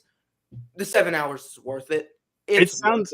I feel like I'd probably have to go back because I watch so much stuff, especially like the days. So like some day I work in my office, and then some days I work from home, and I love when I get to work from home because I can work and have horror movies playing all day, or shows. And I watch so much that I forget. I forget, and then if I go back to check something, I'm like, oh yeah, I did see this before. This looks familiar. But I know Midnight Mass is so good. It's really I know good. I know that name. But her first role was Starry in Eyes. this movie called Starry Eyes, and she is just phenomenal. Amazing. She's gonna be an Oscar winner before her career's over. Yeah, it's not just a good movie and a good story and well executed. She's good. She is a phenomenal She actress. is good. Yeah, it's so good. That's not a chore to watch that one. She's excellent. All her movies, it was not a chore to watch any of what she's on. It was so good. It was so fun. She's fun in real life too. She's just a really cool gal. Tried to recruit her to be his life coach. Yeah, she's so smart. She knows everything about everything. She's so smart in a cool, hip way. Yeah, Awful way. She's great. She's really great. What's one of your biggest challenges with podcasting, if any? Probably the technology. Actually, like setting up is probably the difficult part because we don't have our setup's pretty good. It's really good. We don't have the best one. We don't have your the setup's best great. one. Don't sell your setup short because the reason why I say it because listen, here's what I'm gonna tell you. Like I told you, I started out just audio wise, right? And then when I started doing videos, I was learning a little bit more and more. Like if you go to my YouTube channel, you watch some of my earlier videos compared to now, they gradually improve. So just look at this as like it's just gradually improving. And with that also, there's gonna be other people that are gonna watch your show. There's gonna be people that are gonna want to start a podcast, and they're just thinking and their first thing is, oh, mine doesn't look this great, but it's like, well, look at the first episode of mine. Mine was audio. Or look at when I started doing visuals. It wasn't that, it wasn't as nice looking as it is now. But what it does is it also gives those other people, as well as yourself, like they get to see that growth from episode 1 for me, from episode 1 to episode, which is 284 right now. And for you from episode 1 to episode 300 when you get there, and you're going to see that growth and you're going to enjoy it and you're going to learn so much from it. So don't knock what you have now. Be happy with what you have now because it's always going to get better. And again, you're starting from way, way ahead of where I started from. Like I wasn't doing it like this. I was doing it via Zoom, but it was just audio. And then honestly, not too long before the pandemic is when I really started pushing video, but a little bit before the pandemic, I think I did video here and there and put them out. But after that, I was like, all right, it has to be video and audio. So I have it going up on the audio platform as well as the visuals, which the good thing with that is, again, when I'm working in the office, I listen to other podcasts because being in an office is boring. So I listen to other podcasts to stay awake. And that could be one of your things. Like people can listen to your podcast while they're at work, audio wise. So and again, everything else will come. Everything else will come. Trust me on that. And any advice I can give you and help you with, I'll do whatever I know that I can help you with. I have no problem sharing that information with you. And a lot of people that I'm connected with and cool with would be happy to do the same. Just because again, with this type of stuff, there's so much out there for all of us. It's stupid to be like, I'm just only gonna tell 2 people how to do this and do that. That doesn't make any sense to me. I want to see people blow up from this. I want to see everybody successful from their passions, and this is a passion of mine. And I love seeing other people have the same passion, similar passions, and even more so when it's with like for you, man. It's awesome. You're 14 years old. You have your own podcast, an awesome podcast at that. You get to interview all these awesome people. How many kids can say that? How many adults can say that? That's awesome right there. So don't sell your show or yourself short because you're doing a great job.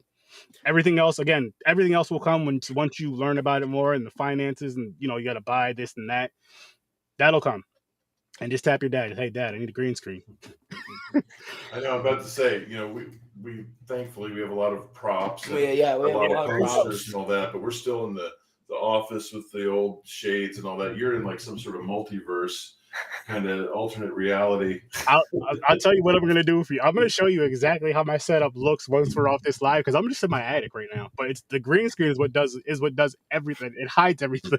That's why I said those are good to have. They're cool to have. And like once you learn them more, I learn about the lighting is the biggest pain. Which I have a friend that does videography and photography, and we're actually on a call like this. Just we weren't live, and he was helping me set it up with the lighting and everything because he knows it. So he helped me set this up. He's actually the one who made these overlays and all that. Mm-hmm. And just went from there. And I have so much fun with this. Like if this could be my 9 to 5, this is what I'd be doing.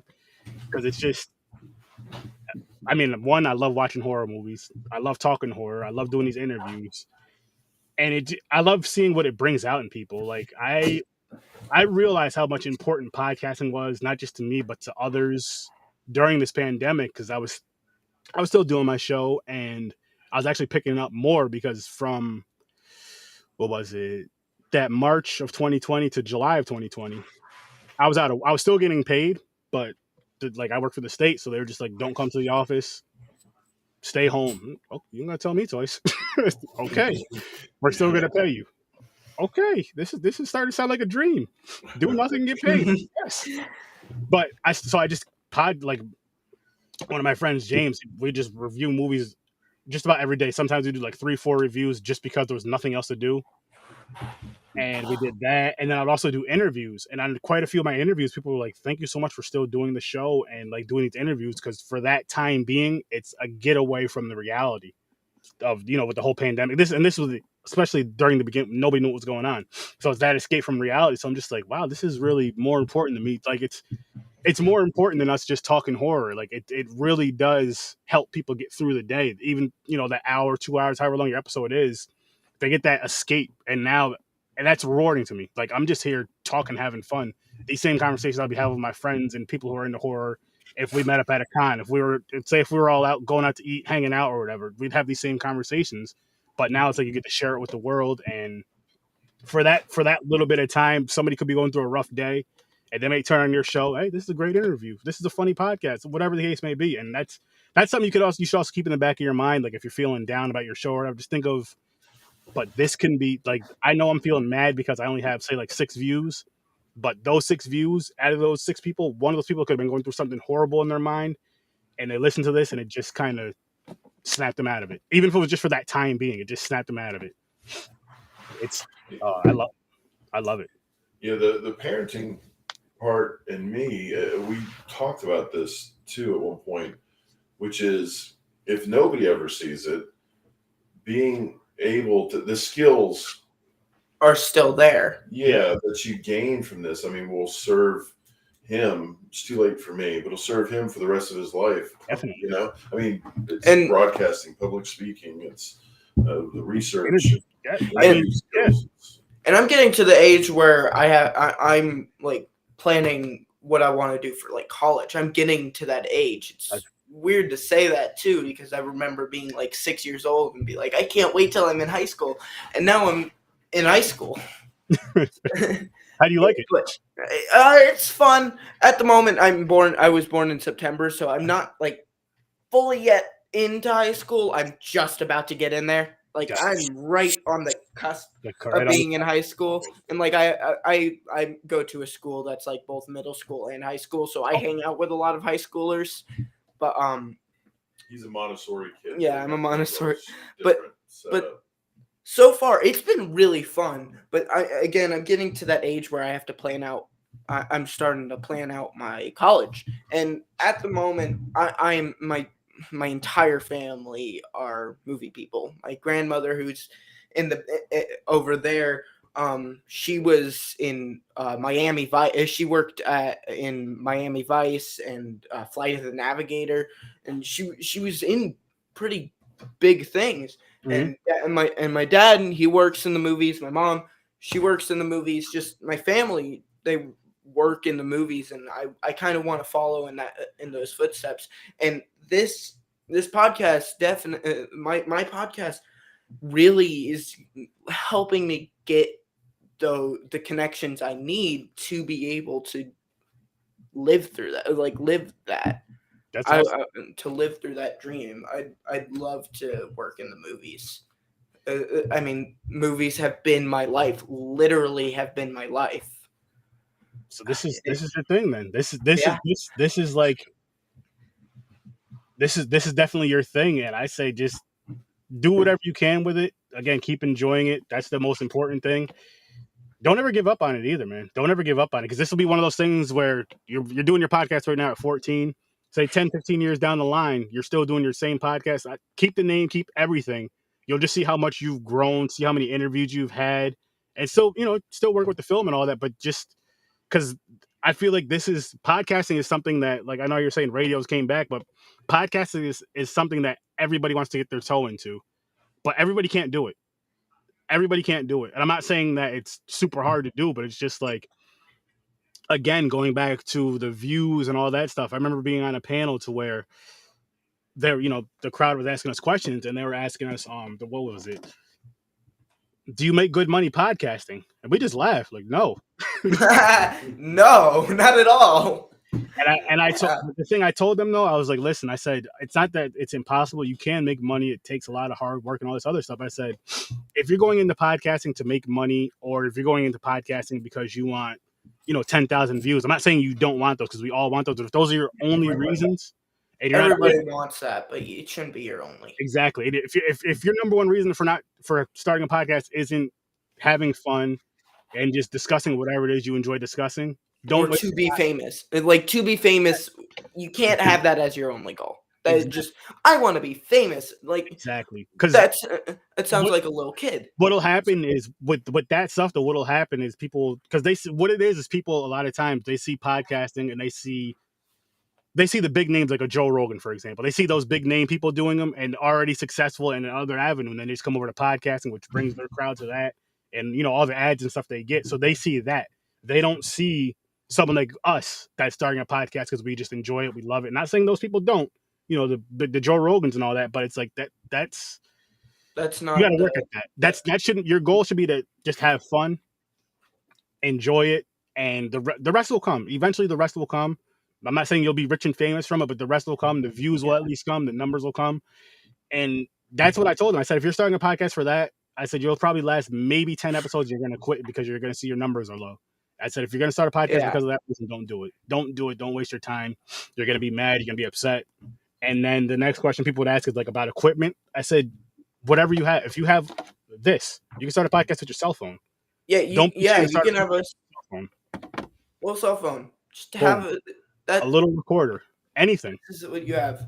Like, even if, like, right now I'm really good friend. One of my friends, she's really like into like old stuff, and she has a cassette player. That's and like awesome. I want a cassette player. That sounds so cool to have. Like, even to just like record music on. That's cool. That's music to my ears right there. Yeah. I know for a fact you remember the days of recording songs off the radio. You put the little thing, you put either the tape, little toilet paper balls and the things, the holes to cover the holes. Yeah. Put that in there to record stuff. Same thing with VHS tapes. I miss those days. That's funny what you're talking about. I forgot about that. When you can make it so you can record it. Yep. It's I know he calls me. He calls me the other day. Yeah, I called you in like the middle of the night. Yeah, like I need to get something, and I'm thinking, oh great, some Oh, sort of great. graphics card for virtual reality, whatever. And he's like, a cassette player, so I can do like mixtapes. And I'm like, what? Do they even sell cassettes? And he shoots me a picture like where you can buy cassettes And cassette player. I just told him I am completely behind this. Me too. I was like, you want to really? make mixtapes on cassette? I can completely get That. That is worse. See, he's someone like if he grew up around me as kids, we would be great friends. Like you would get along with us perfectly fine because just stuff like that we did as kids, and then the horror was like right there. Because growing up for me, especially being a minority, a lot of people weren't really into horror, or it was like it wasn't the quote unquote cool thing. But me, I loved it. I love it even more now because you understand it more. But I was just like, how do you guys not like this? Were you scared? Is that what it is? Like, were you scared? Is that what it really is? You little scaredy pants? Little scaredy pants, huh? Yeah, I'm scared too, but I'm still gonna watch it. But now it's just, what I've learned about conventions though, like going to these conventions, you see everybody from children to the elderly, every race, everything. There's like it's like all the BS, if there is any, drops at the door of these horror conventions. I've never had a bad time at a convention. Always had a wonderful freaking time. Speaking of little children being at cons, we were at Days of the Dead, and I saw like this little kid who was like about yay tall, wearing a little Sam costume, and I was like, oh! What was he wearing? He was wearing Sam from Trick or Treat. Trick or Treat. Oh Yeah, and he was just running around. It was adorable. Like, yeah. See, with those, what I'll do. Well, anybody I see in a cool cosplay, I'll ask them if I can take a picture. But even with the children, hey, is it cool if I take a picture with you? Yeah, go ahead. And they have their little Jason mask. They dressed up as Jason. I'm like, this is impressive. And this is again, that's great parenting. It's great parenting. It just makes me happy seeing people, just people who are into horror. I'm granted, this is gonna be. I'm a very recent horror fan. I mean, I've loved horror since one of my first movies was The Blob. One of my first movies was The Blob. So, I mean, I'm not saying I haven't been a horror fan for a long time, but like I've gotten like really into horror very recently, like 2 years ago, like the beginning of the pandemic, or like right in the middle of it, was when I got into horror. Was when I truly got into horror. What are you talking about? We were already watching. I mean, I'm saying like where I'm like I want to watch like these like 5 of these horror movies. Like he was the one showing me them. I wasn't the one saying I want to watch these. That's what I mean by horror. I get it. Oh yeah. I had that interview with BJ McDonald. BJ he was trying to say the line from Strangers. What is it? Like, why are you doing this? No, why are you doing this? And it's because you were home. Yeah, so I think he said because we can, and he knew he got it wrong, and Dax starts not interrupting him, but starts saying to answer or tell him the line, and all I could think of is, oh no, he hasn't seen that movie. And then he blurts out the line. He's doing stuff on his own time now. He's watching the movies without me. That's good. So we've broken it into lists now where there's lots of movies he can see without me, and then there's some he needs to see with me. Yeah. Either I want to watch it with him, or I need to watch it with him. Like Halloween 2, I've watched really. Halloween 2, Rob Zombie. Mm-hmm. I've watched really recently because he's always just wanted to watch it with me. Because it's his movie. It's his one horror movie. He wants to watch it with me. I get that though. That's real cool. And I like how you're not like forced into watching horror. You know how some parents it's mostly with sports, but you know how some parents are like, hey, I want my son to play football or whatever, and you're just like kind of showing it to him, and now he has that love and passion for it, which is just a great freaking thing. And now it's like you're passing the torch, and then he's gonna take it to that level that me or you have never dreamed of. Yeah. And then that next generation after him is gonna do the same thing, and it's just gonna keep growing.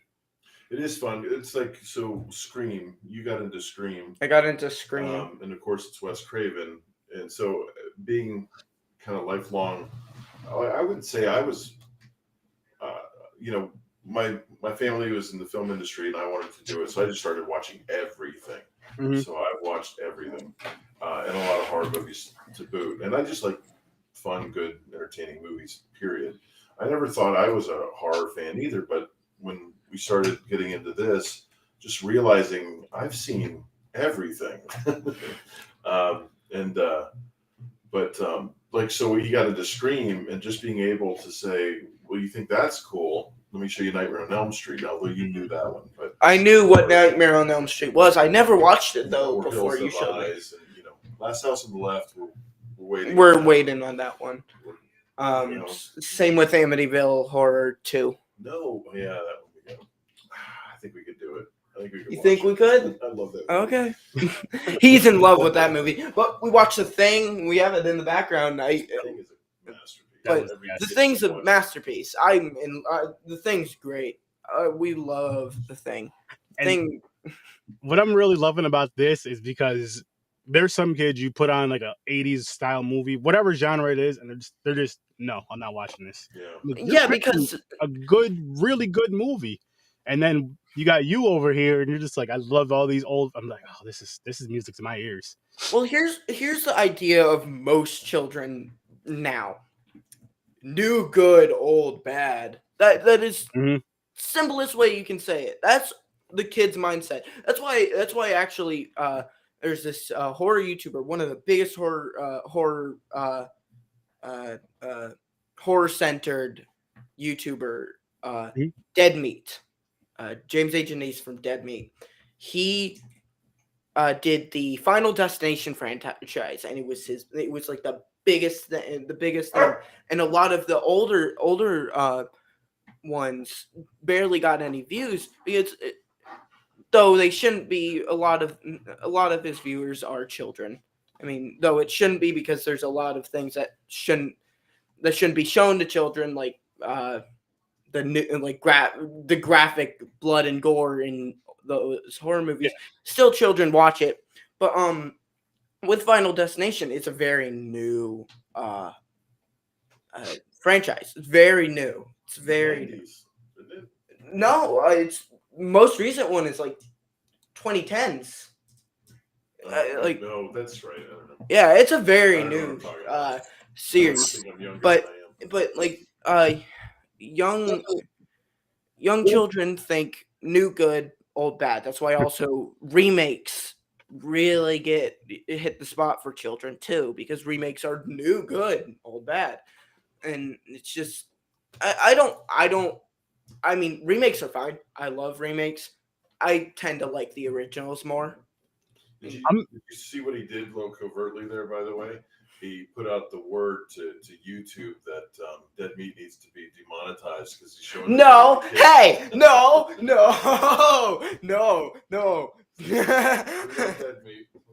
We love Dead Meat. No.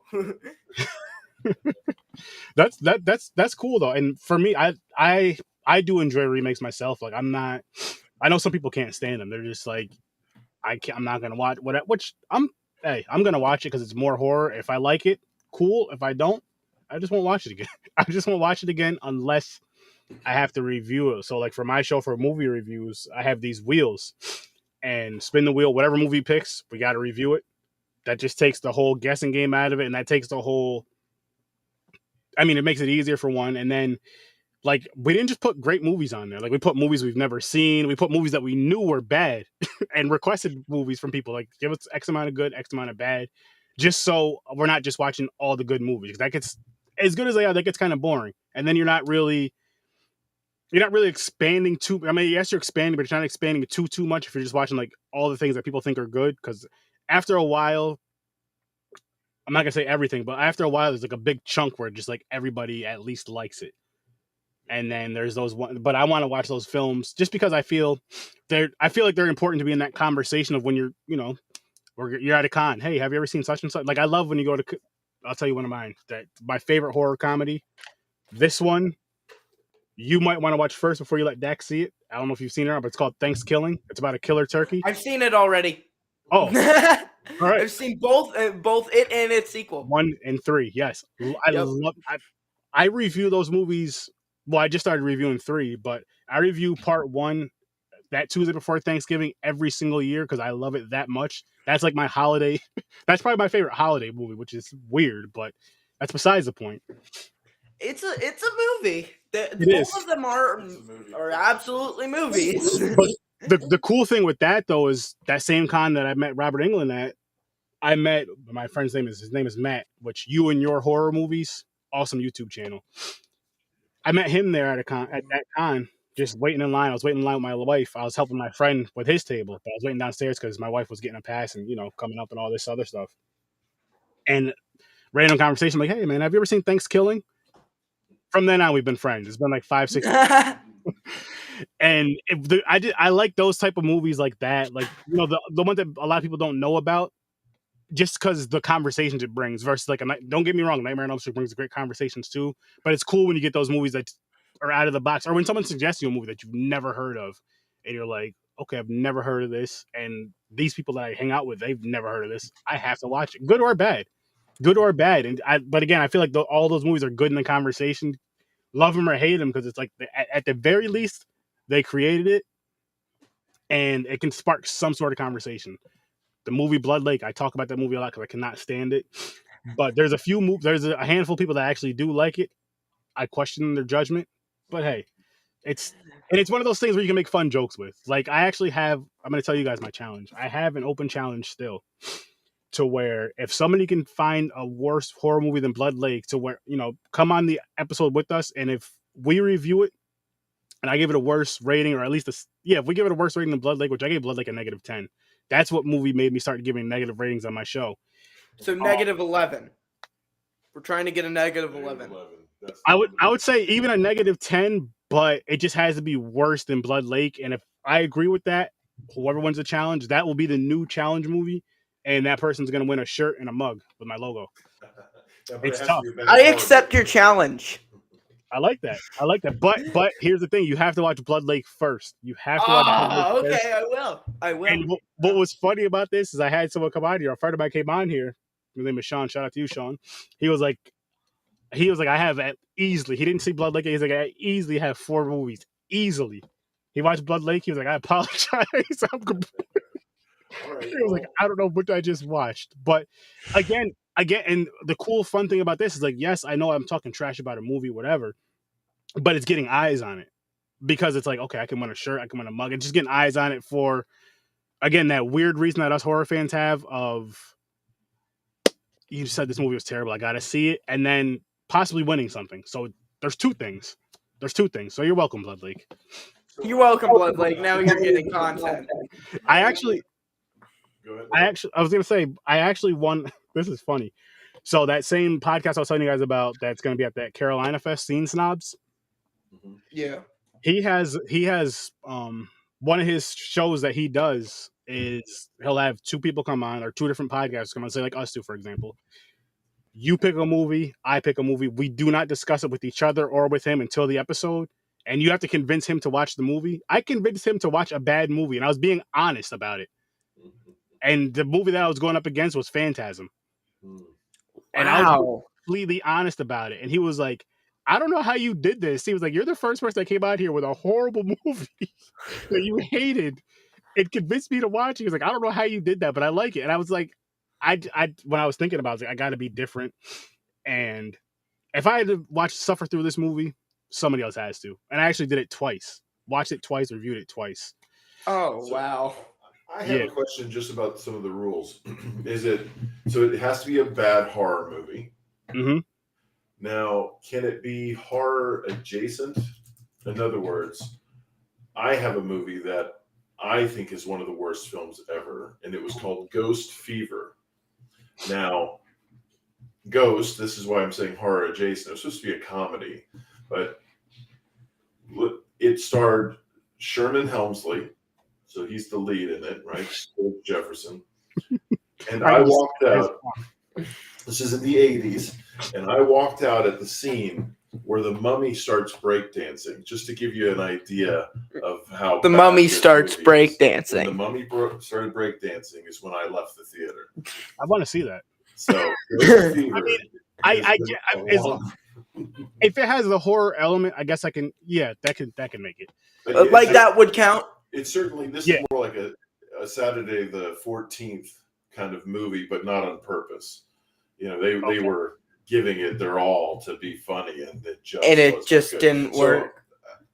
I'm just putting it out there because I wouldn't say it was horror. I think it was. Let me think about that one. With Eddie Murphy or something, but let me think about that one. But I prefer horror just because I want to see like that. I don't know why I want to see something worse than Blood Lake, because it was just like the first. The one review we did, my friend was so angry when he was talking about it. And then he came out again to review it the second time because we watched it again because we wanted other people to watch it and review, which I'm never doing this again, but we wanted other people to watch it and review it. So we did it again, and it was just the same. People were just like, why? Like this, I don't want to spoil it for you guys. Again, it's on Tubi, and it's the one from 1987. I think I've heard the name actually. And it's and what made me want to watch it, because the title sounds cool, Blood Lake. Like, oh yeah, this is gonna be great. My favorite thing was the car. That's it. The car. It was a Firebird. Right.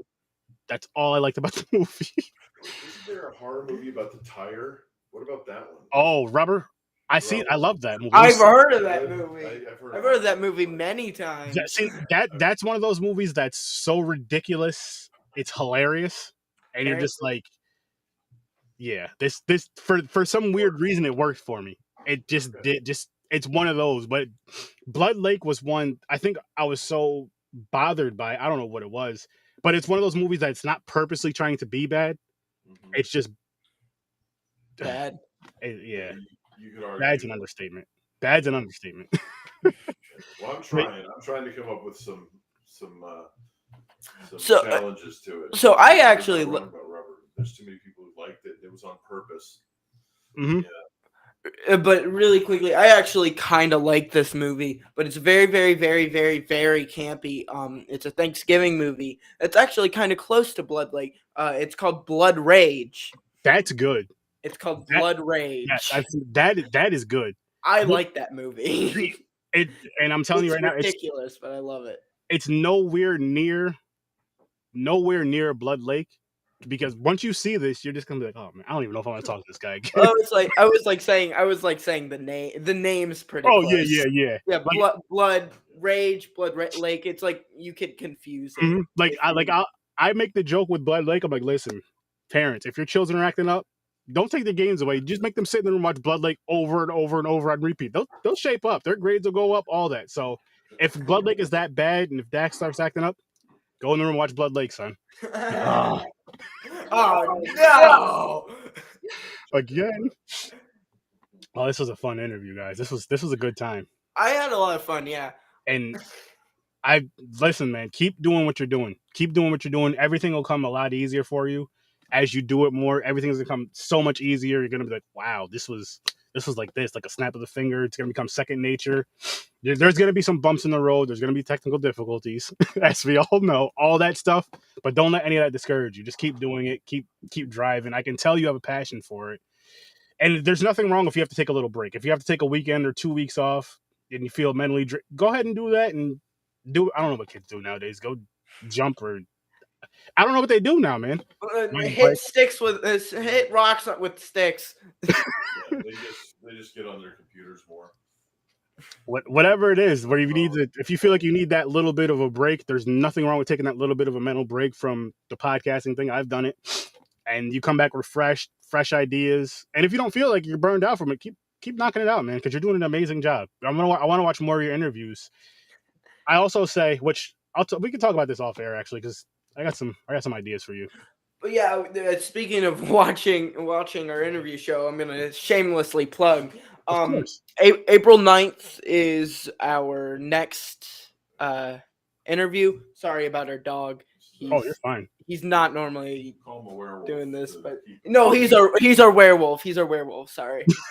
Oh, good. But April 9th, we interview Alex S.O. And we mentioned her before. She's so much fun. And she really has some good stories. Her reactions are priceless. But yeah, really, just watch it. It's really fun. I had a lot of fun interviewing her. And then some other time, I don't know when exactly, but if you follow, especially follow if you follow her Instagram, you will know when the next interview comes out. But after that, we will be releasing some an interview with somebody named Patrick Bryce. He did the two creeps, and a new movie called There's Someone Inside Your House. It's a Netflix special. I suggest you watch that. Soundtrack's amazing. It's a really good movie. Mhm. But yeah, he was a lot of fun too. Also, we made I'm not going to spoil it, but there's funny moment. There's singular funny moment. There's a lot of funny moments, but that funny moment is best. Oh, I love those. I know exactly what you mean. Like, listen, Very funny moment. But yeah, I had a lot of fun doing these interviews. I'm really enjoying them. I'm happy to hear that. Yeah, I was surprised. Like realizing how much I love doing this, because I'm in that good sweet spot where I'm extroverted and introverted. Like I'm in that good sweet spot Mhm. where I'm not like too outgoing, but I'm also not too like Too shy. too shy. Effect, right? What? Just right. Yeah, it's just in that sweet spot. But I never really expected how much I love to talk to these people. It's a lot of fun. It really is. It's really rewarding doing this kind of stuff. Just talking with horror fans in general. It's because it's one of those things to where with horror, like the crazy stuff we watch in these films, you're like, these people are terrible. But then when you meeting the actors, actresses, and even the fans are like the nicest people in the world. And they Literally. tend to be the sweetest people. Yeah, you're saying that they tend to be the sweetest people. It's all the serial killers are like the nicest people on earth.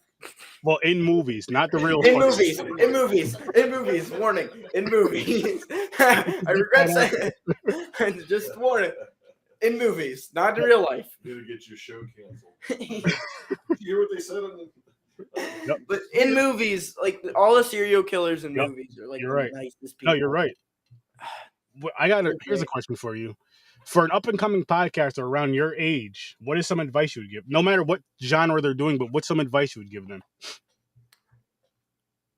You said a lot of good advice. I do suggest all the advice you gave. Definitely follow that. But also So Like say one of your friends like, hey Dax, I want to start a podcast. Where do I start? Definitely try to get as many connections as you can. I know it's probably not the simplest thing, but as many connections really works. Also, you're already ahead of the game because you're a kid and you're cute, and that works. Hey, I'm not even mad at that answer. That's if you're a kid. What if it's an ugly kid though? You're still cute. You're still a kid who enjoys these movies and that are really. I hate that this is the truth, but horror movies are really they're becoming bigger, but they're really the underdog. Horror movies are definitely the underdogs. They've all again, me growing up, they've always been like the underdog or the outclass. And I want them, like, I like that they're getting more popularity, but I still like them being the underdog and like that weird kind of whatever. Because people are still like, well, how do you watch this? I'm like, how don't you? What's wrong with you? Yeah, horror movies are definitely the underdog. And you're even, and looks don't matter, honestly. But Oh, yeah, I know. With kids specifically. Kids specifically, no offense, but kids specifically are very, very cute if they like something that is like the underdogs. I get what you mean with that. No, I get what you mean with that. People gravitate towards you. Like, you're a great example for your show.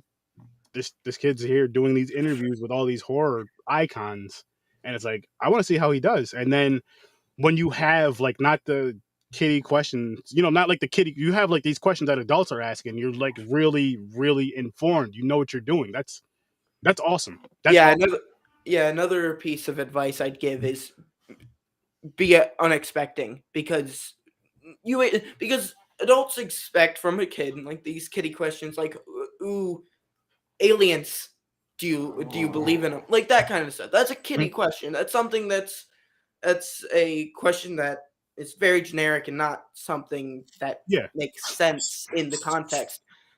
Make your questions good, and I know that's very vague, but make them good. And also be unexpected with your questions. Your questions gotta have the surprise kind of thing. Miles, shush puppy. He's giving us Sorry. advice. But he there's the element of surprise when it comes, especially with kid interviewers. You gotta be unexpected, because you're already looked a little down upon because you're a kid. You're still, as my dad says, cone of experience. I actually say kids are stupid. He also says kids are stupid, but cone of experience. You love kids. You have the cone of experience. That's true. A lot of adults have bigger cones. Kids are like go down here and like, or here, depends on the kid, but they're always gonna, when you're a kid, they're always gonna think you're here. They're always gonna think you're here. I can see that. You gotta be here. But for you have like for the type of podcast you're doing, because again, your family's in film and you enjoy film, so you pick the right type of podcast too. That's for sure. Yeah. So I would say for me, I would say definitely choose something that you're real passionate about. Don't choose, because again, there is podcasters out there. There's people out there that start a podcast. They want to start with like the most popular style of podcast or most popular topic that's going on. It's like that's only gonna last for so long. Do what gets you up in the morning. Do that one. You know what I mean? Like for me and for you as well, it's horror. For others, it might be music. It might be whatever. Which fun fact, we also plan on doing a second thing that's also music, because me and my dad both agree, and a lot of other people agree, that we have good music taste, and we want to share it to the world, because shush. but a lot of our music is very indie and like not that popular, which is depressing because they're so good. So we're trying to bring that more into the light. We don't know when it's gonna happen. It's gonna happen, but we want to do music. We want to do a music thing. What? What are the cool Oh well, yeah, it's a different podcast, but yeah. What are the cool things with all this? The music thing, for example, and also with this is it was just the idea that all right, you learn about a thing that you're interested in. You learn as much as you feel you can. You can continue as new things come out, keep watching new things and all that. But just the idea that, hey, I want to talk to Kane Hodder. So how do I do that? How do I get from here to there? And you create, what I like to say a lot is we're creating something out of nothing. Yeah. We're just literally putting it out there that we want to do these things, and all of a sudden people come out and help do those things. And just the idea that you can do that is one of the messages or one of the things that I've been trying to teach him. With locations, I learned early on that you can go up to somebody's house, and say, "Oh, the house is so beautiful. I love it. We want to blow it up." And then everybody will get shocked and offended, and you can't blow up our house. But you've seen it happen 100 times in movies. We can. And so if we were to blow up your house, what would have to happen? And then they'll start telling you things like, well, we'll need a place to stay. Okay, that's one. What else? Well, we have to be compensated. Okay. And so on. And eventually you can get to a place where you wind up blowing up people's houses and stuff. But it's that kind of, you can do any of this stuff. So when we were doing that during the lockdown and getting autographs, and he just wanted to meet him, like, okay, well, you can. Here's how you have to do it. You know, you can just go muscle in on the guy's time or something like that. Kane Hodder's a busy man. And still, you create your, you make your, it's like making your own luck and all that stuff. And my idea still is, I want to interview him because actually asking the questions are really fun. But why I even like do the end part where it's like 10 to 15, maybe 20 minutes of just talking to him is because I just want to talk to him, because these people are like, I see on the screen, and like they're real people. I want to get to meet them more than just asking them questions. That's always my mindset with it, because that's how I see it. That's how I see it. Is I'm asking them questions. There's this format. Got to stick to that. Once the camera's off, Yep. the format's gone. That wall's gone. That border. So that's my basic idea of it. That's good though, man. That's really good, and that right there is some great advice to give to not only up and coming podcasters, but just people in general that want to do things. You have goals set, you have ideas set, and you're working towards it. That's awesome. That's very mature for your age too, because there's a lot of 14-year-olds. I just seen my cousin. He's what, 14 or 15? I don't remember, but he's a good kid. But I don't know. Maybe it's all kids. The whole common sense thing with him. I'm just like, what? Sometimes I have to leave the room. Kids are weird. The frontal lobe's not fully developed. That's a good point. I'm right here. I'm right here. Come on. But this was actually this was an awesome interview, and everybody who is here, I did post his YouTube channel in the link, so go click that. It's also in the description. It's an awesome channel, and you guys are gonna see a lot more and hear a lot more from him, because we're about to discuss some cool things behind the scenes for a little bit. I got some cool ideas for these guys that I know they can knock it out the park even more. But make sure you guys go show him some love. Hit that subscribe button on his channel. Watch all those interviews, because you're not doing anything else right now. And yeah, we're also not just doing. We also don't.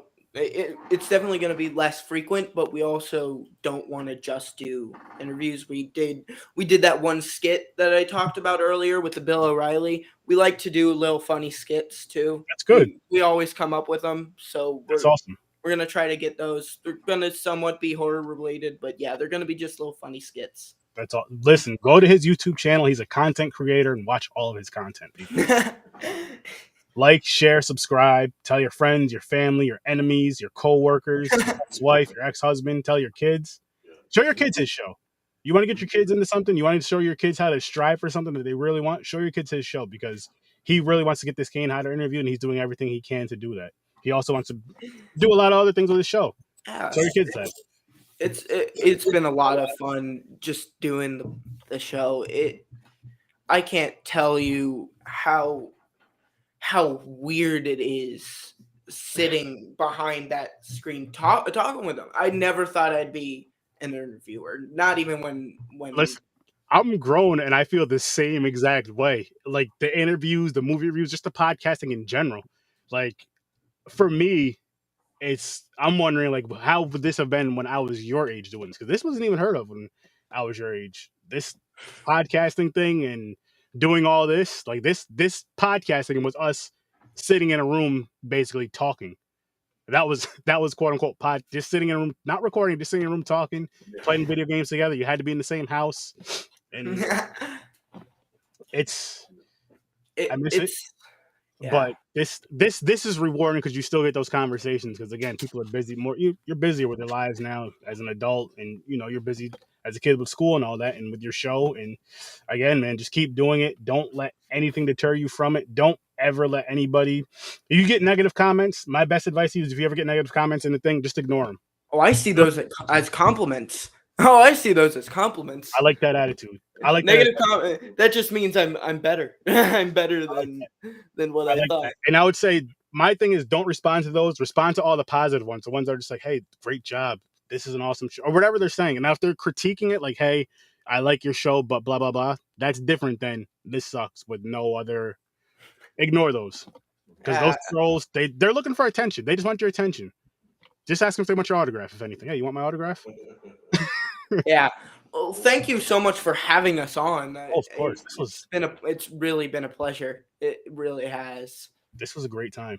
It was a great time, and I can't wait to do this again. But for Yeah. all the viewers, listeners, whether you're doing it live or in the future, thank you for watching, listening, subscribe, share, like, comment, all that great stuff. And like I said, tell your friends, family, enemies, everybody you know and don't know about my show, Horror with Sir Sturdy, and about what's under the bed, because he has some amazing content, and it's only going to get better. You want to catch it at the beginning so you can say you caught it at the beginning. That being said, I'm out, people, and I'll see you in your nightmares. Peace.